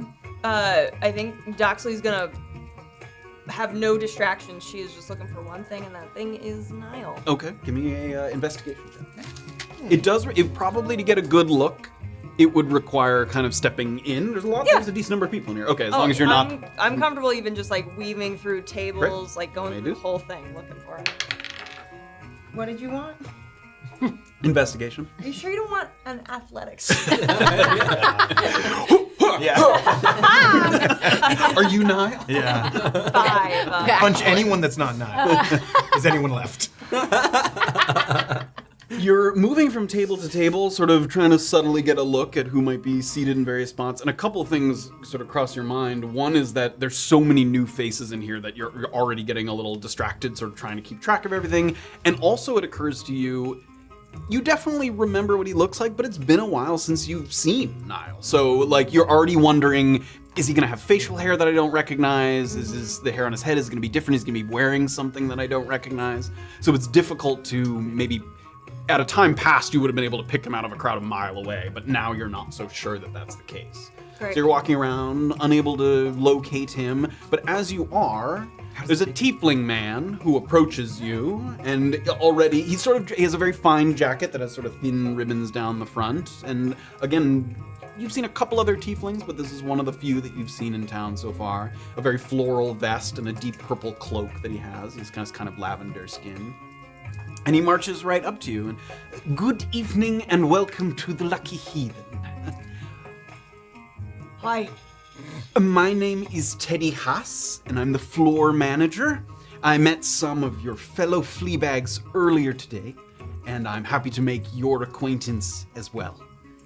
Please have a look around, pick a table that suits you, and have a wonderful time. The roulette tables are particularly hot tonight, if that's your kind of game. I was actually here looking for Niall. Yes, Mr. Morton. Yes. Yes, I've not seen him yet this evening. He is a highly valued guest, likes to try his luck at the wheels, but will occasionally sit in on a few hands of poker or Brunkhollow. Does he have a favorite drink? He just drinks the house wine, I believe. If I were to leave you with money for a couple of glasses of that, can you just say that he drinks for free for a night? I could do that, yes. Of course. Great. How much would that require? 3 or 4 glasses. Let's call it 8 silver. 8 silver. All right.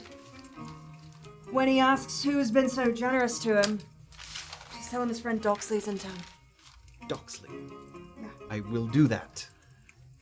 If your need for information regarding Mr. Morton is dire, there are plenty of folk around here who know him very well. May I suggest the roulette table in the back right, where some of his friends and associates are currently seated. As we say to all our guests, play your hands wisely. Not everyone appreciates when a new arrival goes all in on the first draw. Maybe I'll try my hand at the roulette table. Enjoy your evening. They don't. Fuck. Shit, what did he just say? Said don't go in on the first draw. Alright. Let's give this a shot. As you get up to the table, it's already confusing to you because it's a roulette table and there's no drawing of hands of any kind. So it seemed to be a little more metaphorical than it was literal. You get up to the table, there's probably like 5 people seated there. I'll show you what you see. Illien, I need you! I'm out for the pyramid. A special thanks out to, I was starting to create sort of our own modified roulette, but there was already a good one on Reddit. Andrew3933. Who is watching right now? He's come up with a roulette 20, so instead of the full wheel of numbers, very cool. it just uses a d20 instead. Oh my goodness. That's cool. And that camera should be working. Good. Yeah, get a little closer to the edge there. I'll bring up, I'll bring up the big one first. So many fun games. That's the VTT. Have you got it? VTT. Oh, I can do it. Yeah. Hold on. It's on TikTok. Real nice. Oh yeah, it is on TikTok. I got you. Hey, there we go. Great. So basically, all the numbers are alternating red and black, and there's a number of different ways to bet. You can bet on one specific number, which gives you the best payout. Dang. You can bet on 2 numbers that are next to each other. You can bet on a row. You can bet on a column. Oh my God. So it's all just different ways to bet. And they have different payouts, sort of accordingly. So broke. Fucking low gambling. Oh no. Just the truth. Awesome. There we go. Bring that one up there. So they're just about to kind of roll a new one, and we have in our dice roller. I put a d20. Oh, fuck. No way. Holy smokes. Okay. So a number of people are kind of sitting around, sort of determining, and people kind of placing their money. I'm not going to place all of theirs, but is there a bet that you would like to make? Oh, yeah. So the bet with the best odds but the worst payout is, betting black or red, because that's sort of 50-50. And then the next would be a row, because you're basically taking 5 numbers. Okay. A column is 4 numbers, so it's a little less of a payout. And then things like picking a very specific number has, the best payout. Cool. Doxley's just gonna go 8. Oh my! Doxley goes for a hard 8, and also how much? What did other people do? It varies. Some people 500 gold. often anywhere between a few pieces of silver to a couple pieces of gold, depending on how confident or how much you want the payout to be. Big. All right, I'll put a gold in. I'll put a gold, A gold on 8. on 8. Great. Dang. So people finish their bets. And here we go. And sort of, it's a wheel. It's not a tourney. So a number. Very fun. And finally, 20. 20's the winner. 20. my God. It didn't seem like anyone won that round, so there's a lot of shit. It looked like one person maybe had the bottom row, so it collects a little bit of winnings there. Another round begins. Bets in. People putting coins in again. Doxley's gonna put a gold on 11. Oh my Just god. a straight 11. Damn. And then as she does that, she's gonna look around to the rest of the folks and just say, they don't have much of these in Piran, so I'm still kind of learning. Are you now? Yeah. Well, it's pretty easy to get the hang of. We've got 4. Everybody, 4. A couple more bands. He sort of seems like he's half listening, like he's obviously more interested in the gambling. He throws down for one of the columns there. Bets in. She's gonna put a gold on 15. Damn, girl. Like the talk as the wheel is spinning. As the wheel is spinning, she'll say, I actually just got here today. A friend of mine wrote telling me this was a good place to be. Niall? Yeah, sure, I know Niall. He comes in here. Yeah, does he have better luck than I It's do? a 10. 10, everybody, 10. I've seen Niall have some good luck at the table, sure, yeah. Places another bet. Bets in, everyone, bets in. Has anybody else in the table reacted to me saying the name or anything besides the guy running the game? It's pretty loud in here. So you're sitting between the guy you're talking to and another person, and that guy seemed like he might be able to hear what you're discussing, but other than that, you would have to really sort of project to the table if you wanted everyone to hear. Okay. She'll put a gold on 18. Wow. This is the one. And This is the one. as she reaches to put it on the table or whatever she's doing there, she'll very loudly say, almost didn't make it to town with the cleric on our heels and everything. Came in this morning, huh? That's right. Come on, 18. 10 again. 10 again, everyone. 10 winnings collected there. What's your interest in Niall there, Fleabag? Bets in. Putting a 2 gold. Well, he's a good friend of mine. A gold on 2. Is that Yep. Oh, I thought you put 2 gold on something. Nope. Well, he's a good friend of mine back from Piran. Said he could help me with some scouting work, possibly. Might be difficult at this point. Why is 12, everyone, 12. Why would you say that? I just heard there was a bit of trouble in the cusp. He sort of reaches out, sort of puts something down. Bets in, everyone, bets in. What sort of trouble was that? You get into trouble when you're scouting in the cusp. It happens. And then as he's talking, the guy on the other side of him, so not on the other side of you, sort of... Bets in, everyone, bets in. What's the guy who told him to stop talking? What's he betting on? He bet on the first column, so 1, 6, 11, 16. Doxley's gonna match it and look at him Okay. give him a real stare. A gold. Yep. Right. And it comes down to 10 again. Oh my 10 again. Big winner on 10. Big winner on 10. Gold gets taken. You're losing money. If you're looking for him, he comes by here regular. He don't place bets like you do. And he puts 2 silver down on a different sort of bet there. If you want, I'll tell him you stopped by. Bets in, everyone, bets in. All right, she's gonna do one more gold. She's gonna put it on 19. Oh, baby.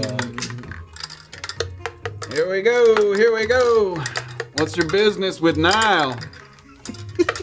Like I said, I was looking for some scouting work. Yeah, We sure. worked together back in Piran. All right.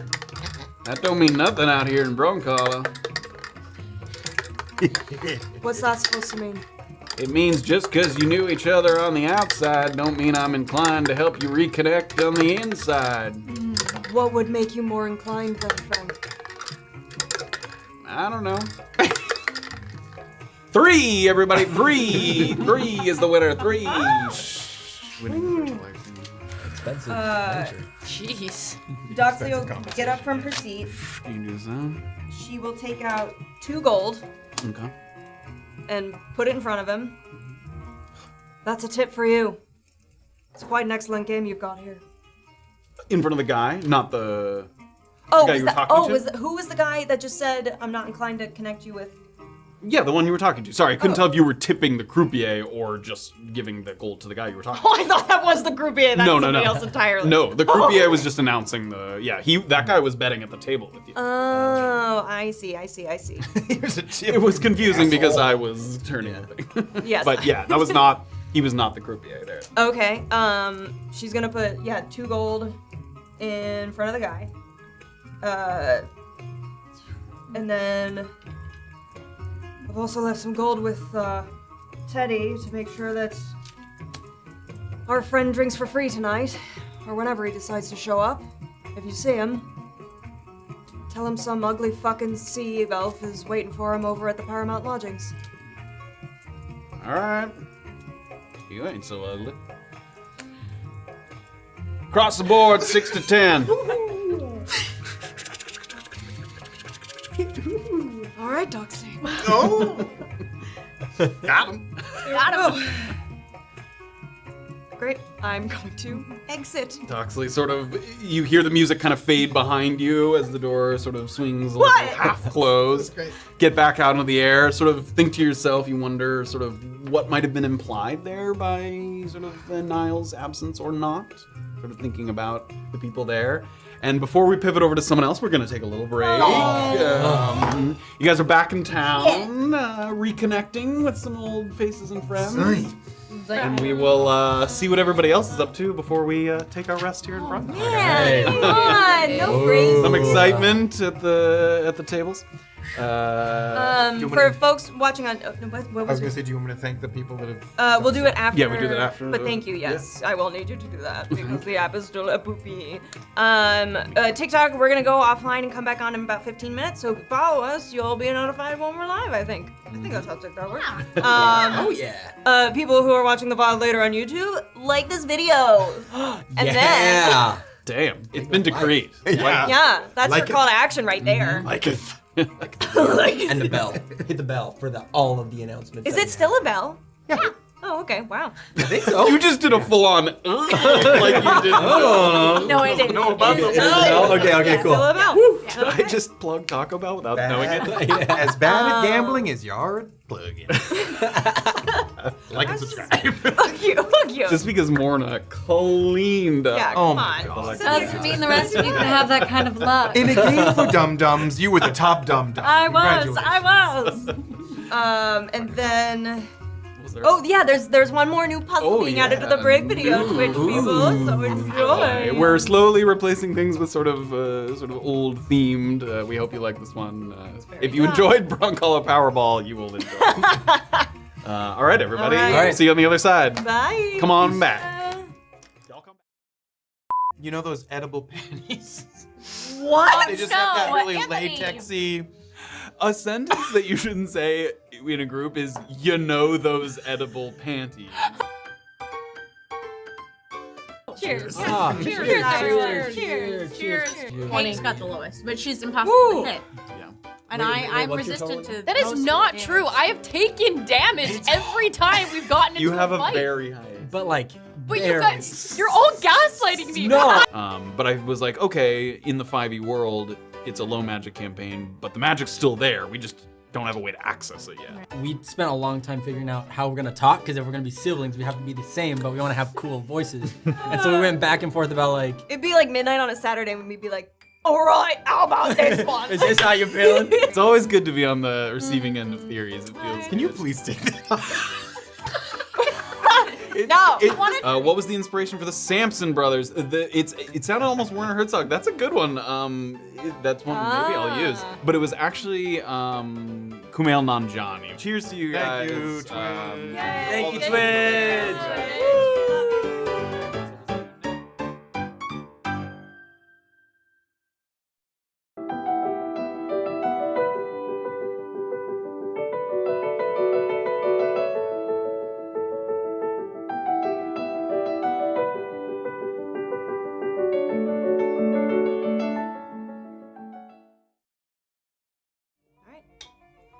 Hello, everyone, and welcome back to Tabletop Notch. We hope you enjoyed the new additions to the break video, the shell game, wonderfully performed by a recurring character now that's been in the Brunkhollow Powerball and canon the now. shell game. We welcome you all back. The group has reconvened in Brunkhollow proper, not the Downwheel no longer.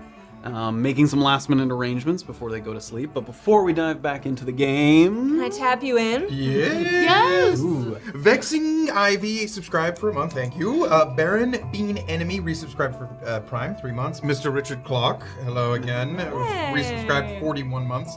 Vexing Ivy gifted a tier 1.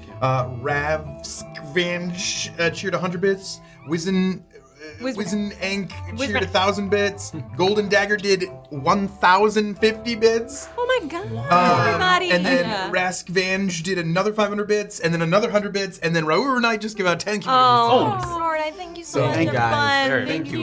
Thank you. Thank you. Just the best. Just the best. Cheers. Okay. We're going to dive back in. We're just going to follow people as they peel off from the campfire. We follow Doxley to the Lucky Heathen, and we follow Morna now.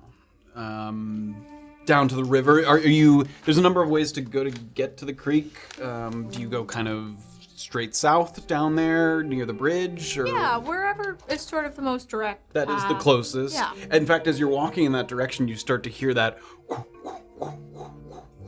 and you realize you're walking kind of right past the watermill there. So you're sort of kneeling down by the side of the bank there, just by the. I'm gonna clean my good buddies, Bill and Barb, and I'm gonna say, it was a long day, but it was a good one. And now we have a lead. Maybe.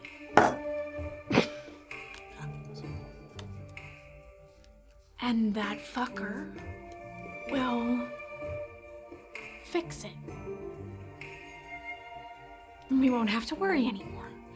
So I don't want to hear it. Just enjoy that a good day happened and you're clean now. So she's gonna just finish rubbing him down. She's gonna sheath him. And she'll say, yes, I'll still sing you a song. And she'll go back to the hotel. Wow. As you finish washing up, Girls got back. sort of put each weapon sort of in its designated sort of spot there on your hips. You turn, you start to pivot back in the direction of the market and subsequently Paramount Lodgings. And just as you turn back around the other side, some distance away, like 50, 60 feet, not so much that you're worried that she heard anything that you had to say. You done? Yeah. Good. Get the fuck away from my home. She flicks the cigarette. Apologies. I thought the river was for everyone. She opens the door to her place. Pick a different fucking spot. Give me an insight check. Oh.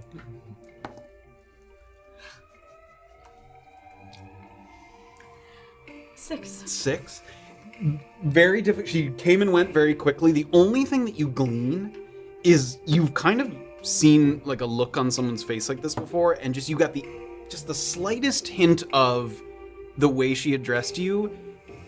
You think she thought you were praying.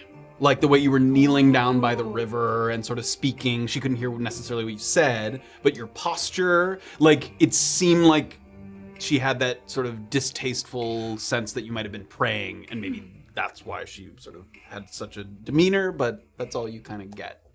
And it occurs to you as you get up that from an outsider's perspective, that might have looked like what you were doing. Uh-oh. We might have to restart the streamerino real quick. Yeah. What's up? Hold on one Some second, jitter? folks. Are we having some drops? I think we just straight up dropped. So Oh, we hold on. dropped like, ow. But we're recording, so bam. Okay. Hey. Oh, this is everybody. behind What the the scenes. fuck were you talking about, Deirdre? What was I talking about? I'm starting to think that Bill and Barbara are Morna's parents. They got trapped inside of her Parents? weapons. I They're bet siblings. This is that Deirdre very- loves that. Love that theory. Hit me with more of your theories, guys. I think Tell me. that the fucker, you mentioned a fucker, Is you. is me. Yeah, that's exactly what I was going to say. Really? Yeah, but I'm the fucker. Wow, I love that theory. That I'm Anybody that else? important, that I could possibly be that important. Jordan, do we need yet. to come back? I just went live again. Oh, okay. Oh, We're back. Hello. Hi. maybe. Just talk for a second. Okay. Welcome back, everybody. If you're still with, we're just making sure that our frames be a drop-in or not. Hopefully. I like the three goblins in a trench coat. People are saying that we're. 3 goblins in a. I that think it was Morna is 3 3 goblins in it. I think it was 3 rocks. Oh in no, a yeah, trench you're coat. right. It is 3 rocks in a trench coat. I As forgot. if there's one goblin sitting on top one of 2 goblin rocks. operating 2 rocks. Morna do be loving rocks, so. was these impressed are by good the- theories. Yeah, I like the shale knowledge with the brick. That was cool. I was like, damn. I looked it up. Yeah. We apologize for any 3 interruptions Caleb if there doors was. in the trench coat. It seems okay at the moment. We'll try to continue to keep an eye on it. I don't know if we missed anything. No, we caught it pretty much straight. Oh, okay. So Morna and Maeve sort of crossed by each other briefly. Briefly adversarial. We got okay, we're caught up. And Morna begins to head back in the direction of the lodging. And we're going to pivot over to TC now that most people are sort of making their way back to rest. Okay. The walk across the South End Bridge, however brief, is actually quite pleasant. And many of the many directional views that it offers, the most notable might be the fact that you can see Fort Contrition to the east. So the river parts the woods just enough, and with the moonlight shining, you're able to see the outline of the walls of Fort Contrition. Like, again, it's not far, but it would be a 20-30 minute walk to get there, but you can see it down the river. TC will kind of eye it, and just like, in due time. It's one of the few spots in the main portion of town where the hills or the trees don't obscure your sightlines. You can see the walls there. From this distance, it's mostly just the tops of those gray walls that are visible. But it's very angular and robust in its tremendous size. And it's a reminder of the fact that the prison came first, long before anyone knew what this area might become. And it stands very separately from the town, both physically and sort of metaphorically. For you've heard that the warden there and his operators are still mostly like God-fearing men and women, believers. So they have very conflicting feelings about working in this blasphemous region, because the prison was established before it was known. Once you reach the southern bank, the Merc Hall is just another few steps. And it's very obvious. It has these kind of oversized arched entryway. There's engraved lettering to let you know that you're in the place. It says Brunkhollow Merc Hall sort of over the archway there. You can hear some sounds of clanging metal and a few arrows striking straw. So some late night practice here at the Merc Hall. You can't see where that's happening, but you can see that around back there's a large walled in area. So there might be like a practice area, and someone's doing some late night practice at the archery range. Nice. In addition, there's a kind of courtyard-like space, mostly enclosed after you walk through the archway. Long tables, matching benches set up in rows.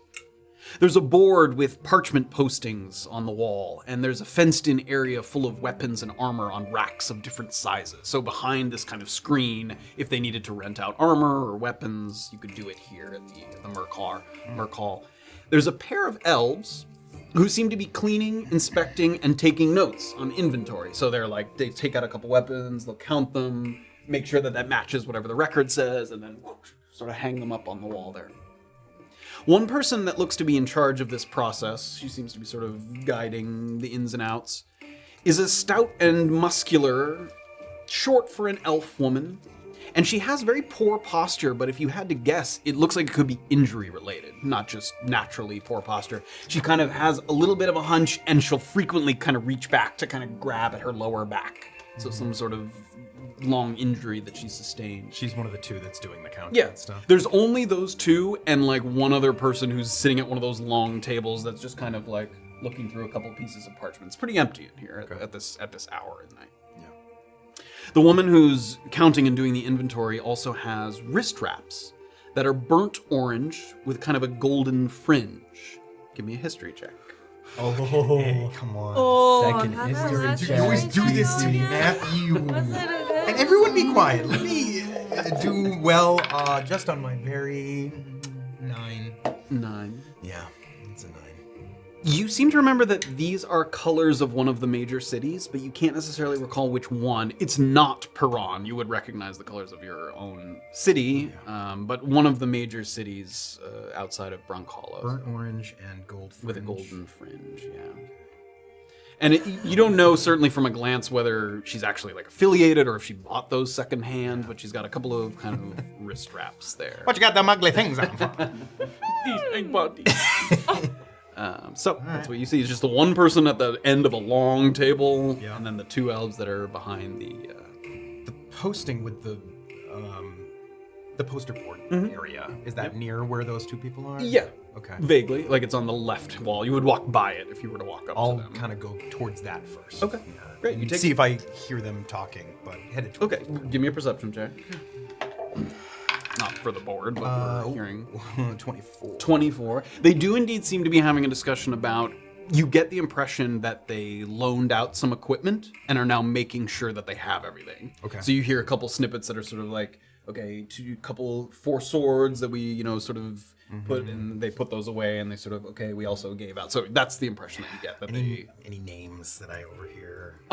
You don't pick up a name, but you hear someone mention the downwield. Okay. That someone whoever was renting these was heading out into the downwield. Yeah. And you also hear something along the lines of like, glad they didn't need them.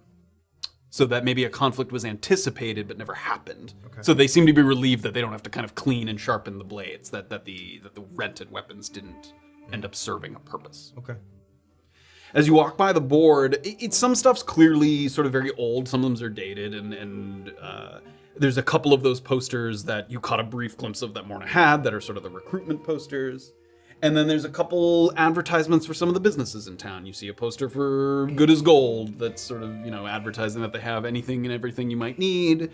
There's a poster for Excavation on Demand that says, looking for employment in Brunkhollow, stop on by, like always looking for steady hands in the mines. You see an advertisement for the smithy as well, which I don't think you had heard mentioned yet. No. And I will... It has a loose description of its location as well. It's number I on the map, in the very top sort of left corner. That's the smithy. Yep. Okay. And the smithy is called Smith on West End. The Smith on West End. Yeah. It was on the West End. And it's just an advertisement, like a regular role? Yes, it just says buy our shit. Need weapons sharpened, it's advertisement. Not it like does say chunks of mithril are exactly this much. Bring them. Yeah. It does say that it says something along the lines of like Crenshaw says stop on by. It seems that Crenshaw is the name of the owner or the lead smithy there. Crenshaw. Okay. So yeah, mostly advertisements that are posted on the board. And I don't see what I recognize as her flyer that she got. You do. I see that exact one? Yes. Okay. You see that exact one. And I see, again, it's very clear at the bottom there. Yeah, do you still have that on? You can take a look at it more clearly. It doesn't have much info besides what you already saw. We'll put dinner on the table. All right, yeah, I will, I'll kind of, after perusing those for a little bit, I'll see if I can catch their eye and come over to those two. Okay. As you start to sort of slowly, in a kind of polite, sort of not wanting to interrupt their business kind of way, you get closer and closer to the window. And the woman who seemed to be sort of leading the inventory there. Posting or looking for employment. Possibly employment. Okay. I know it's a little late. You're still open. Mercall's open for necessary reasons. Excellent. Right now we're taking inventory. Gotcha. New in town. Sure. Just today, in fact. But I did hear that I may have supped for the evening, but I heard that dinner was available here as long as I brought my spice. Take these in the back. And the other person sort of gathers the swords, or rolls them up in sort of a cloth wrapping, takes the swords, tips their hat to you, walks off. Not sure I expected a flea bag to come answering the call. No? Where are you from? Come from Tyrun. You have ties in this camp? Well, not yet. I heard most of the new arrivals took a job at EOD. Were you one among them? I was. I didn't meet Mr. Bison, but he will have heard my name by now, I suppose. It's a good way to get in with Bison. But you may find that other doors are subsequently shut behind you. I see. Do you know what you want here? Or are you a take anything he can get kind of guy? It's just really trying to get the lay of the land, and I suppose I do take what I can get. Well, that's not the kind we're looking for. Good night.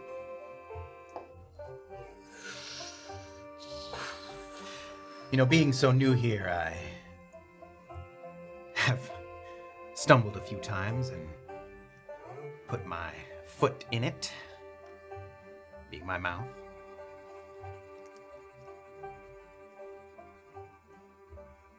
I could definitely find new purpose here, though, I think. Make a persuasion check. Come on, buddy. I'm rooting for you, Toots. Oh my god, he's back. There he is. Natural one.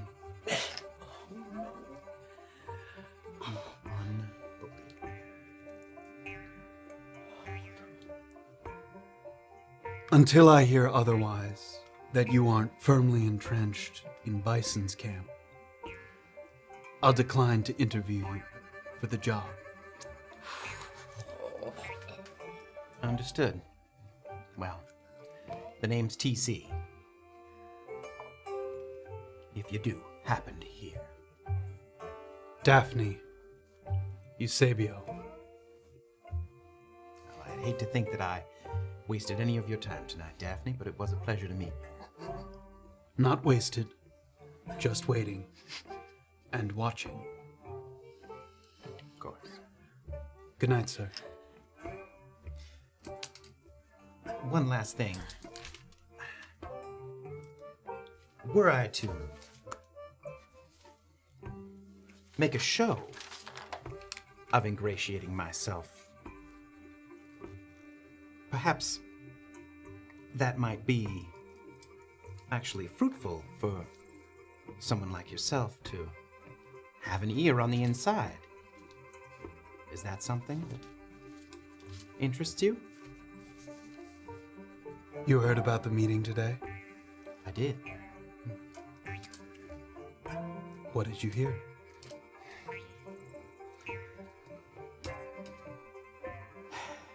Nothing yet, but I do plan to learn more. And if I could bring you info in the next 24, 36 hours or so, that'd be helpful to you? That sounds like a conversation I'd like to have, Mr. Welker. I don't think I said my last name. I don't think you did either. No way! Oh, Sweating. That's crazy. Until that conversation. TC he's a little shaken. She tips her cap as well. Goes back to her. He tries to draw himself up, nice and high here, and like a little extra sweat under the collar, like.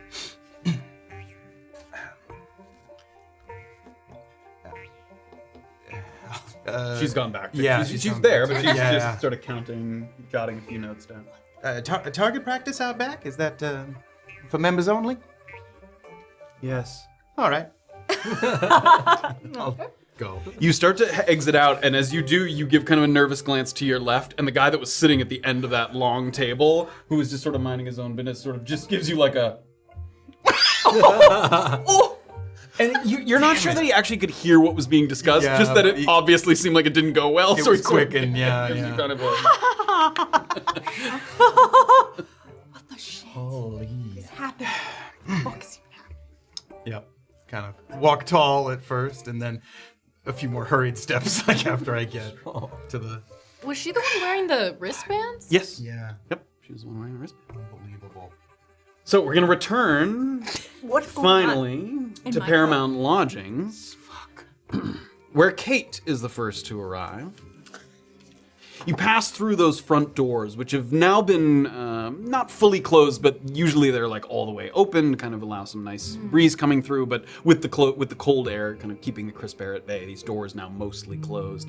And you find the hotel more or less how you left it: warm lantern light, quiet chatter over by the kitchen. Someone's posted at the front desk, although it's not Mr. Clemens, it's Mr. Warren again, the first person you met. The one who sort of was identified as maybe having a gambling problem and sort of gave you guys a warm welcome, but then was passed off to Mr. Clemens. Matthew, I meant to interrupt before you moved on to the next scene. We need to reiterate what Morna gleaned.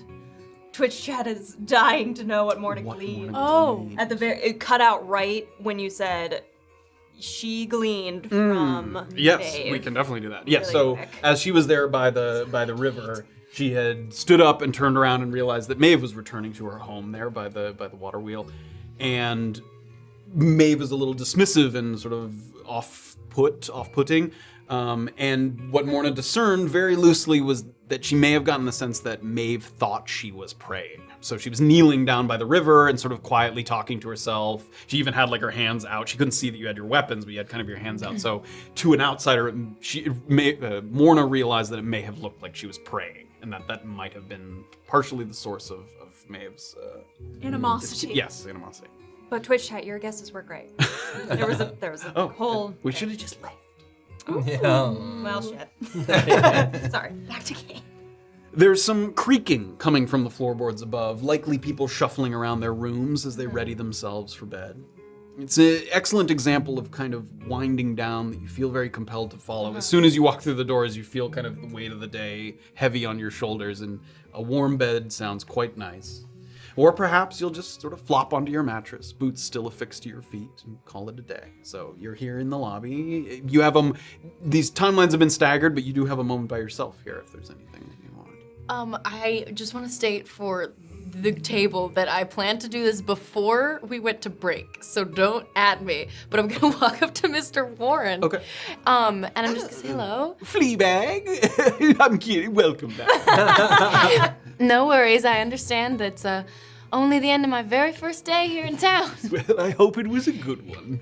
It's been a long one. Busy. Glad to have made it back home in one piece. We are so glad as well. I did, was just wondering, I know you live here in town. Do you know anyone around here, who goes by Daphne? Yes, Miss Eusebio. Yes. Works over at the Merc Hall. Oh, she works at the Merc Hall. Yes. Owns the building, in fact. Well, that is mighty impressive. She normally can be found there at Yes, most of the day, unless she's off doing something of her own accord, yes. some merkin. Merkin away. Oh, like they do. Well, Merk. well, toodle-doo. Very hard merking, she is. Oh, good. Well, thank you so much. I hope you have a wonderful night. Yes, have a good And evening. I'm gonna head on off to bed. Have a lovely night. And with that, I'm just gonna turn on my heels and head upstairs. Would say you get to the very top of the staircase, and you're starting to walk into your room, and I think next was Illien was returning. So you don't have to stop, but you see Illien coming in out of the corner of your eye as you're returning to your room. I'm gonna run down the stairs. And as you enter as well, you see Mr. Warren sort of tip his hat there. Just gonna get real close to Illien. Be like, so, Yeah. Maeve? How did that little chit-chat by the fire go? She's a tough one to crack. That's for sure. I knew it. But, Kayt, give me until the morning, and you might have a job. Just give me till the morning. What are you talking about, my silly blue friend? And you were so ready to work for Maeve, and you looked out for us today. I want to look out for you. We're friends. By morning, I'll see what I can do. Are you scheming on my behalf? I wouldn't call it scheming. That makes it sound a bit dark, but I would like to help out where I can. Meddling on the behalf of a friend you met less than 24 hours ago. You really are a nice blue person. Thank you, Kayt. So, breakfast. Then I'm gonna go talk to Maeve, and then so just wait here, and then I might have some good news by then. You know, I am not gonna get my hopes up, but I do think it's very nice That's fair. that whatever you're doing hopefully doesn't make things worse. And I'm Yeah. gonna pat him on the shoulder. Good night. Good night, Kayt. And head back upstairs. I tip my hat to Mr. Warren. Good night. Good night. And I just head to my room. You do so. The next one to arrive back, I think, is Doxley would be next. Were you headed back to? Sure, yeah. Great. Doxley's Yeah. headed back as well. So they've already gone upstairs by this time, but you get a nice warm smile from Mr. Warren. Hope you had a good day. Dox is heading upstairs, just in her own thoughts. Okay. Open the door to your room. You find Illien, who seems to be sort of getting himself prepared for not bed. Well, I guess sort of. You trance in a bed, I guess. Making himself comfortable. Evening. Oh, good-o, Doc. Being this friendly with this many people for so long in a day, I need my beauty sleep because I got a long day tomorrow, and I'm out of energy dealing with people. Do you need to vent, brother? Maybe not so much vent, but I have learned a lot today, and a lot of information to share with you. And I have a pretty good plan for the Goreonan and for us. Oh, yeah? So, first, you may have seen her at the campfire, the lady I went to set by. Her name's Maeve. She was smoking the blue.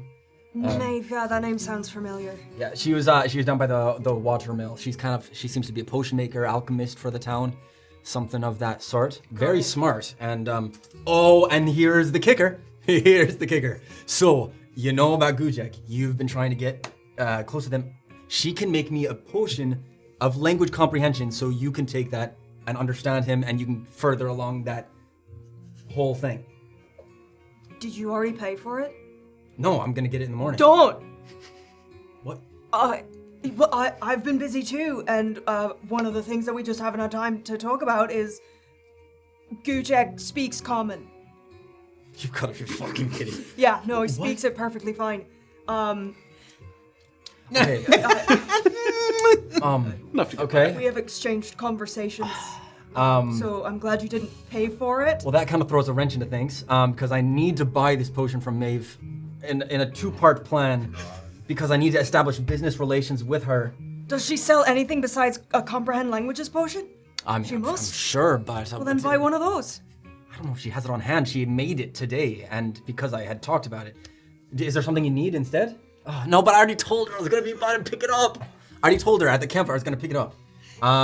You just watch Illien's mood, like, do a total 180. Okay, I ruined your plan. No. That you've clearly worked very hard on. No, it's been... I think the best thing to do is still buy the potion to establish this business relationship. It's a bit expensive, but I can afford it, and... What? So what's the upside to buying a potion you don't need? Yes, so, part 2. I learned a lot about Kayt today, and I think we could definitely use her and her knowledge, and if we can get on her good side, She talked about a family secret that has been in her family for a long time, and she brought up this sort of dark powder, some sort of powder, and I didn't think much of it, but Maeve, she doesn't talk to people, but there was a look in her eyes when this was mentioned, and for Maeve to act like that, this makes me feel like this is a big deal, and we could get that for the Goreo Nan instead. So the two-part plan is establish business relationships with Maeve, then offer her protection of the Goreo Nan because she needs to get herbs or whatever in the downwield, upwield to make these potions. She might need protection. It's dangerous out there. We could offer that to her. I establish a two-part relationship business-wise. I, in turn, get Kayt a job with Maeve. And Kayt is like, oh, you guys are the best. I trust you totally. We get the knowledge that she has about this powder. Use it for the Goreo Nan. That is what I've been working on today. What do you think? I'm processing. Yeah. That was a lot. Yeah, but good. It sounds very productive. Yeah. So you're trying to send stuff home? No, I assume we'll have to talk to Mom and Dad, but I assumed once we kind of scouted out Brunkhollow that we'd let them know the kind of place it was and they could establish roots here and then our job was done. That's what I kind of assumed. At least that's what our plan was. Is that what you were thinking? Honestly, my brain is having a hard time processing any new information at this point in the day. Yeah. Before I forget and we move on to new ideas. So, Gujek, Yeah. I was able to convince that I would be a good hand for if ever he was trying to sell any of his wares here, if he needed some escorting or protection. That's great. Yeah, so I'm going tomorrow morning. Okay. Dawn, he's going to Istigh's to try to sell some stuff. So he requested only I be present, but I wanted your consultation on, well, actually a couple of things because, jeez. Oh, no. I'm excited to hear about your day. Yeah, so I've never done the part where you ask how much the service and I got really excited that we had this first job, so I didn't ask. You've worked with Abby more than I have. Yeah. What would this kind of a job, what would we charge? Oh, for Gujek in the morning? Yeah, for the protection for a single sale over a short period of time. Did you talk about any pricing prior to, or anything at all? Oh, I got too excited that we had the job That's good that you haven't named the price. That's great. Okay. Let me stew on that, because I don't know what Abby would price it at, but have you gotten any idea how rich Gujek might be? Whatever he's selling is expensive. I tried to just buy something blindly, and I took out a couple gold, and it didn't even pass his, not even computing. So he could be a gold mine. Okay. If this is a long-standing relationship, I would say start with, for a small job, 35 gold, I would say. Okay. And do an upstanding job for a small job. And you can build from there. And for the bigger jobs, you can start asking for more. All right. That's good. That's great, dog. Yeah, no. That's great. All right, 35. Anything else that you've learned, planned, or found out, or? I got really confused just a moment ago because I went to Lucky Heathen to try to find Niall, and the person there that greeted me said something to me about going to a roulette table, but not betting all on the first hand or something, and I got confused because there's no cards. You didn't bet in everything roulette. on the first hand. No, I kept losing. There's no hands at a roulette table. That's what I got confused. So I just lost gold, didn't get any information, and it seems like no one is gonna tell me where Niall is. So I'm just a little frustrated at that. So I should have just gone with you because you would have heard it and probably gleaned something out of it. But I just. We'll revisit that. I don't know what that is, but you say you didn't find Niall. No, they said he might have been busy with all of this business with the meeting. That's good. If he was in the meeting, then perhaps he'd share something about it with us. Yeah. See. And also, like, she doesn't give you the exact phrase, but that didn't mean anything to you. Like, don't bet at all on the first hand. That's not phrase that you understand. Okay. It's not like a hidden code that you don't know. Got it. All right. Well. Wow. Yeah. So, 2 things before I'm just gonna head off because I'm really going tired. Yeah. But you've got me just interested now. What were your further plans for? I thought we were here for the Goreonon, and that was it. Is that? And we were going to establish things here, and now I've realized we haven't talked about that, and that's kind of important. That's a big discussion, Illien. You want to push it off until later?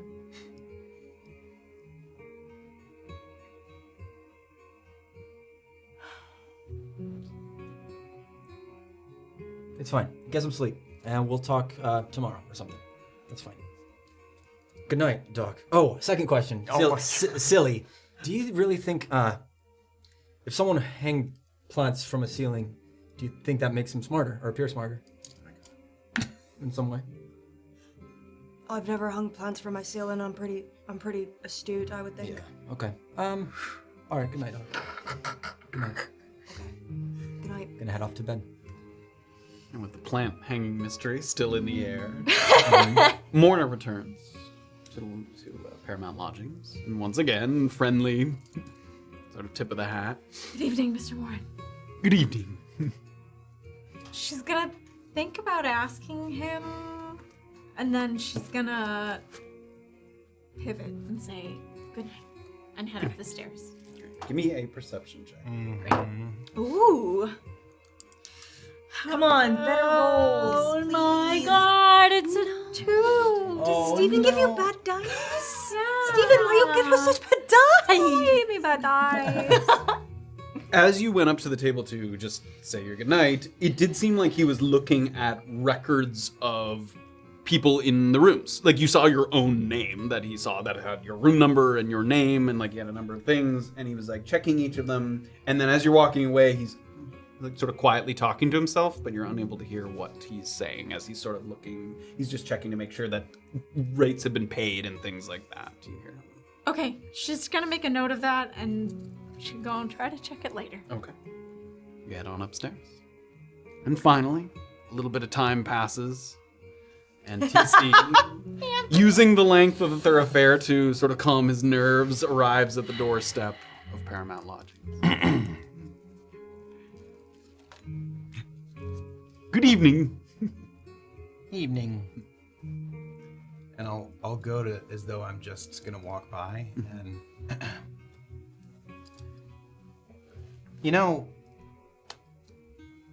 it's not as though I'm trying to obscure myself in any way, but I do like to be the first person to introduce myself to new people. How much money did you get for sharing my name around? I'm not sure I know what you mean. You don't? Well, whatever you don't know about, don't share anything else. Give me an insight check. What the fuck? What is with all of you? Are you okay? No! That was scary, Anthony. Sorry, what was the check? Insight check. Insight? 19. The impression that you get from him is twofold. One, that you get the impression that he might have mentioned the new arrivals to people. Gossip in this town travels, that's not news to you. But also that he's so taken aback that it seems like he's trying to remember like who he might have told. Like, even if he was speaking to someone, he thought it was just a quiet confidant. He wasn't like shouting your name or like, it doesn't seem like he deliberately went and was like, TC's in town. You know what I mean? Like he may have mentioned it, and now he's like worried that he might have like done something wrong. Like, it seems genuine, his sort of despair and take the fact that he's taken aback by it. I'll like roll it back a little bit. I just mean that if someone were to find out where my room is, I just would hope that it would be me that told them how to get there. Of course, of course, of course. Good evening. Good evening. Go up to my room. Yeah, to your room. Damn it, I thought I got him. Don't be mean to Mr. Warren. He's a degenerate gambler. Oh my god, he's a nice guy. A Tossing some degenerate. stones. Come on, that's a good man. candidate for someone who's fucking selling info on the side. Are you kidding me? Absolutely. Absolutely. As you head up the stairs, you go up to the 3rd floor, and Morna, you do hear the door next to you. So it does sound like TC's returned to his room. Everybody back in their rooms, Yes, sir. making yourselves comfortable for the evening. Any other last minutes before people find their way to trance or sleep?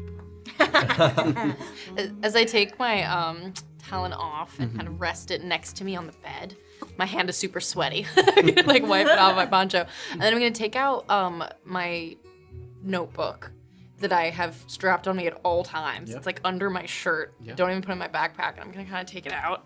It's almost like a concealed gun holster. Like Yeah. you have like a little pouch that's against your sort of chest there, and you take it. Yeah, and I'm gonna just like open it up and kind of thumb through it to like one particular page that's like dog-eared and like worn down. It's like so thin you can like see through it and just kind of like stare at it. And then shut the book and put it down next to me and go into my trance.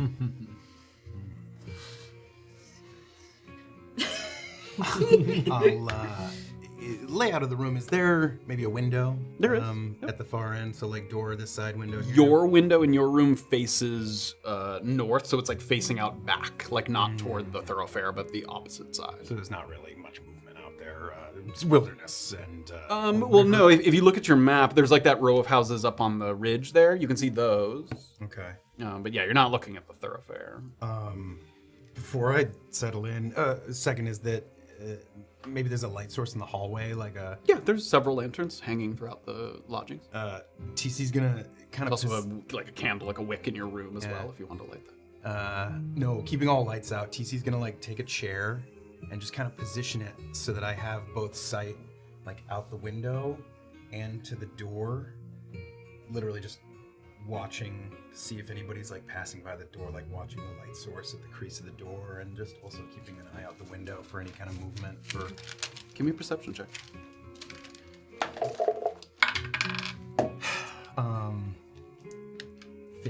15. Sort of alternate between window, door, window. You can feel your eyelids kind of getting heavy as you alternate back and forth. And one time when you go to look at the window, you just see a couple small humanoid figures, like goblin-sized, not coming toward, just moving through that little back alley. Sort of. yeah, And it's like they don't seem nefariously walking. No, yeah. but you see some goblins sort of working their way through the back sort of area there. Okay. And that sort of coincides with what you've heard on your maps. I think number 3 is the sort of goblin tents back there. That's sort of the highest concentration of goblins So there. they're passing by along that. Yeah, they were heading in that direction toward the tents. Okay. So you just saw that scuttling by in the night. You gonna fall asleep in your chair there? Aww. Anybody else? Any last minute things? Okay.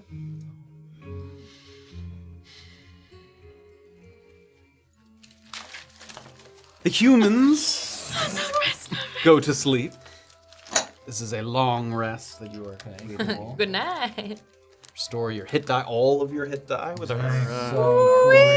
You must have. Restore your healing surge, Death hit saves. points, your death saves. Oh my god.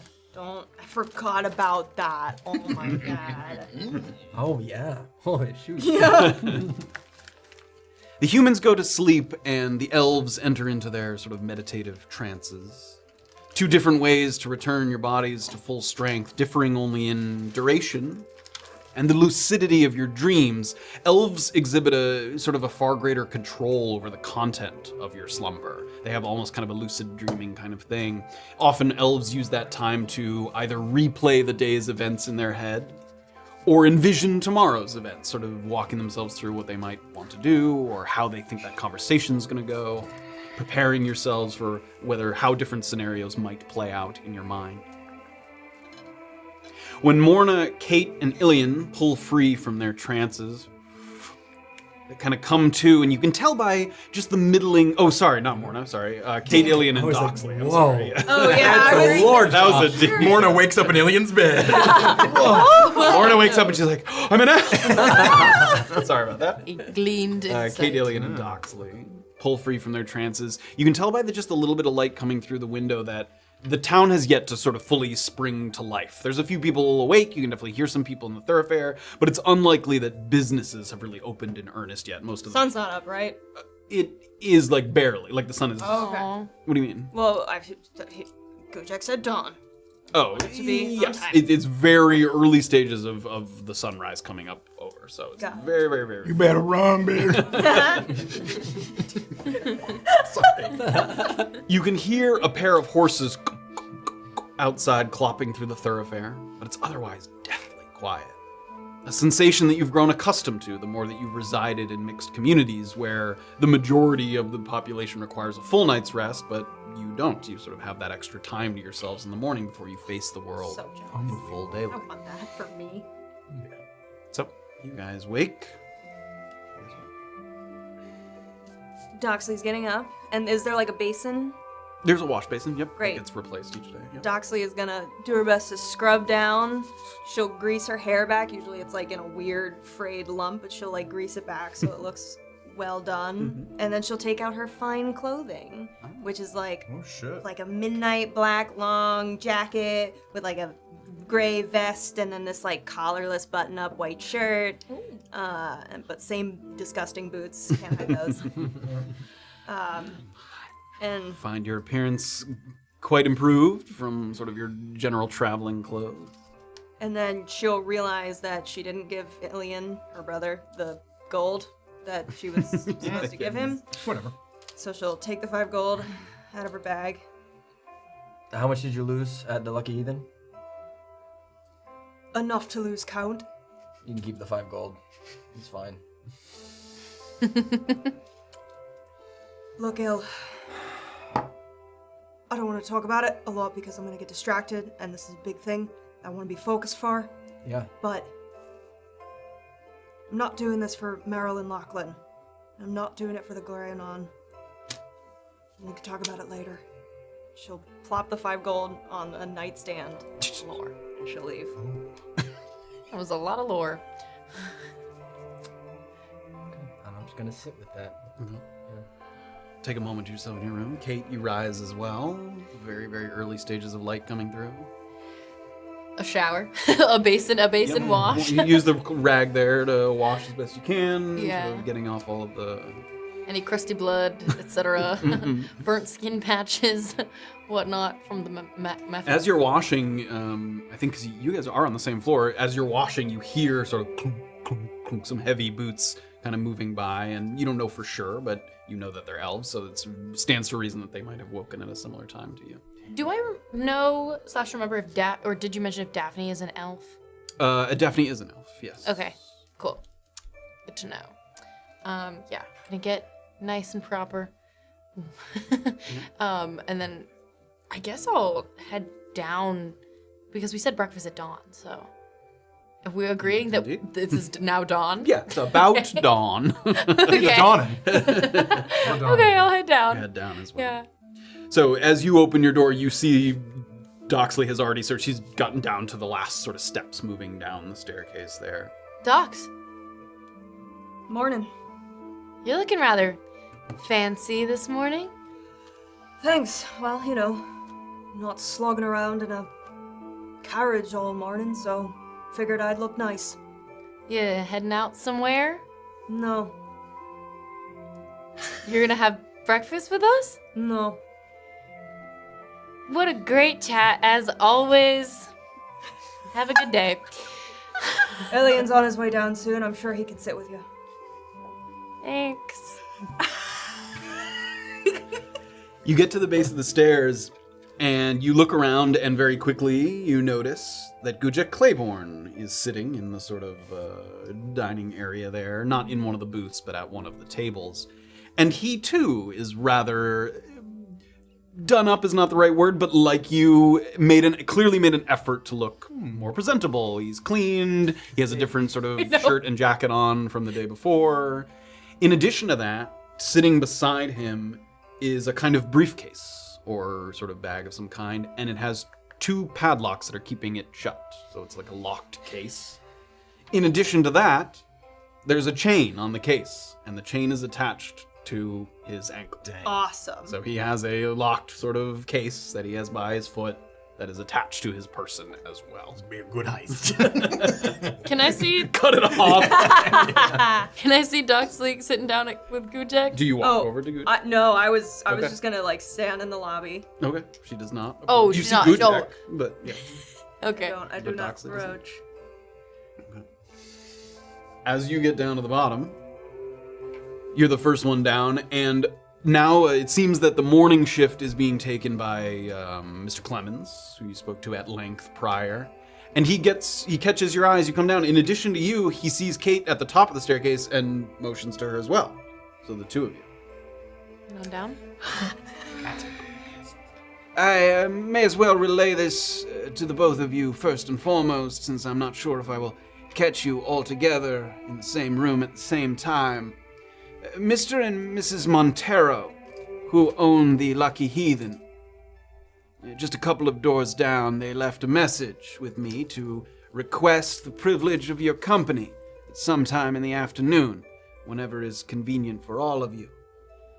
The Monteros have had a long-standing interest in all things clerical, and I believe they'd very much like to hear the details of your little scuffle in the cusp. I'm told that they've requested the presence of your fellow caravan occupants as well, including Mr. Claiborne and I think a father with his young boy. Your attendance is optional, but the Monteros are good people to know, if that's the kind of thing that appeals to you. Before the treasury was established, there were the primary moneylenders for requiring a loan. The Monteros would loan people money to flesh out their properties. It was instrumental in the town's development, I would venture to say. So, go or not, that's up to you, but I was asked to relay the message. Sounds like a free lunch to me. I'm sure they would provide. Yeah. Good morning to you both. Morning. Goes back to his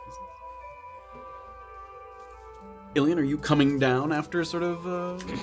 Yes. Is there a mirror in the room that we're in? There is, yes. I would like to, before I go downstairs, look at the mirror and, like, visibly shaken at what Doxley had said before she left the room, and just look at myself and be like, it's not for Merrill, and it's not for Lachlan. It's not for the Goreo-Nun, so what the fuck are we doing here, Doc? What are we fucking doing?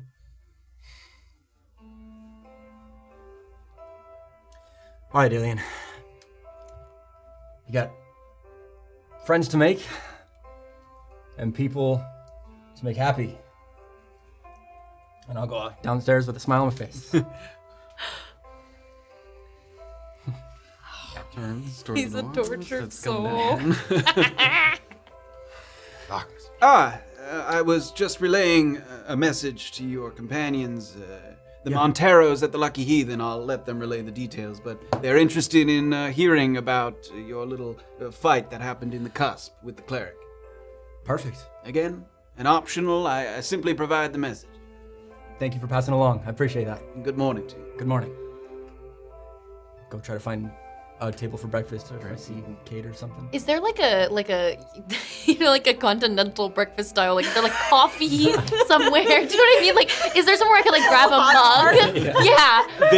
There is an open window that leads to the kitchen on the far side, and it seems like there are several sort of steaming sort of kettles or pots and things. So it's not just you take it and go, but it seems like you could easily request one. Like, Can I quickly go over and request a cup of coffee and then bring it over to Claiborne? sure. You do? Yeah. You go over and you sort of point at one of the kettles, and the man in the kitchen, who's the same one that served you your potato skins, kind of comes over. Coffee. Coffee. Anything to eat? I'll be back. That's fine. Good morning. Back to his work in the kitchen. All right, and I'm gonna walk over. As you've walked past Gujek, he was sort of minding his own business. He wasn't even kind of listening to the conversation happening at the front. But as soon as you walk by him, he sort of looks up, and after seeing that you're awake, he looks over his shoulder, and he sees Doxley sort of there. And he seems like he's about to get like up out of his seat, and then you come over to his table.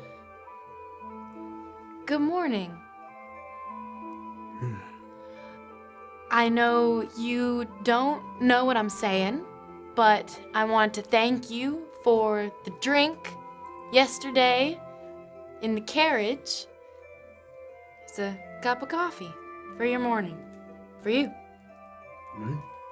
Just pass it off to him. Right. Tips his hat. Yeah. Okay. And I will head back to... Okay, so you've grabbed a table. Yeah. Great. So Illien, you see Illien at a table as well, and he's mentioned having breakfast in the morning. Good morning. Good morning, Kayt. Can I tell that he's been, like, crying? Give me an insight. He definitely doesn't look like he's been crying. Puffy eyes. Good morning, Kayt. Kayt, I keep saying Morna. You said insight? Yeah. 17. 17. You get the main sense that you get is after watching Illien and Doxley interact quite a bit over the last day,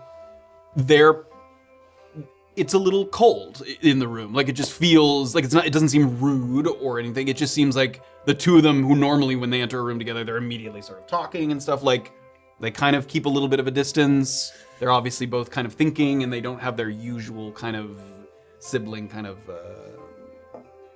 atmosphere about them.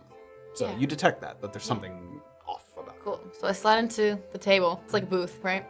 Did you pick one of the booths? I You certainly picked would. the booth. I certainly would. You I picked know. the booth. I'm just like, One of the booths? are y'all good? What do you mean? You and Doc. Oh, Doc. Yeah, we're fine. I told her I needed some space. Big morning. You know, like I told you yesterday. Get my game face on. Yeah. You two have very different personalities. Yeah, I would say we do. How does that, and you're sharing a room. Yeah, You're the younger one, right? I am. You've known her your whole life. Where is this coming from, Kayt? I'm just wondering how you deal with that. Deal with what? With Doc? I'm not particularly close with my family, so Oh, I'm just curious. interesting. Well, I won't say much, but my growing up it was pretty much all about family. So it's just a bit of difference of the way we were raised, I suppose. Would you say that's family over everything for you?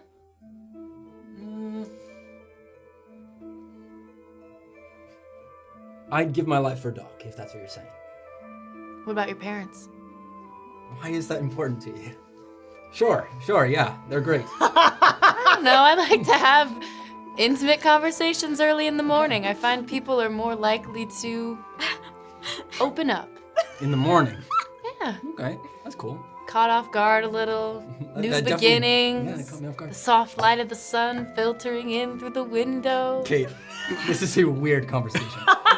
But would you give your life for your family? No. Not at all. Not even a thought. Wouldn't take a bullet, a wound for them? How far would you go for a family? No more than any other person I know. Oh. Cool. Do you know where Doc is heading this morning? She's still standing kind of over by the door, just kind of waiting. She was getting ready in the room. Seems important. She has her business, I have mine. If she wants to tell me, she'll tell me. If she doesn't, she doesn't. With that, for a moment, you hear like the sliding of a chair. You're in the booth, so you can't quite see it, but you hear kind of. And the only other person sitting in there was Gujek, so you assume that's him getting up out of his seat. He walks over towards the front. He has his briefcase in his hand. And he gets very, very close to you. You are ready to go. Also very quietly. 35 gold in my hand right now, and then I follow you. Reaches into his palm.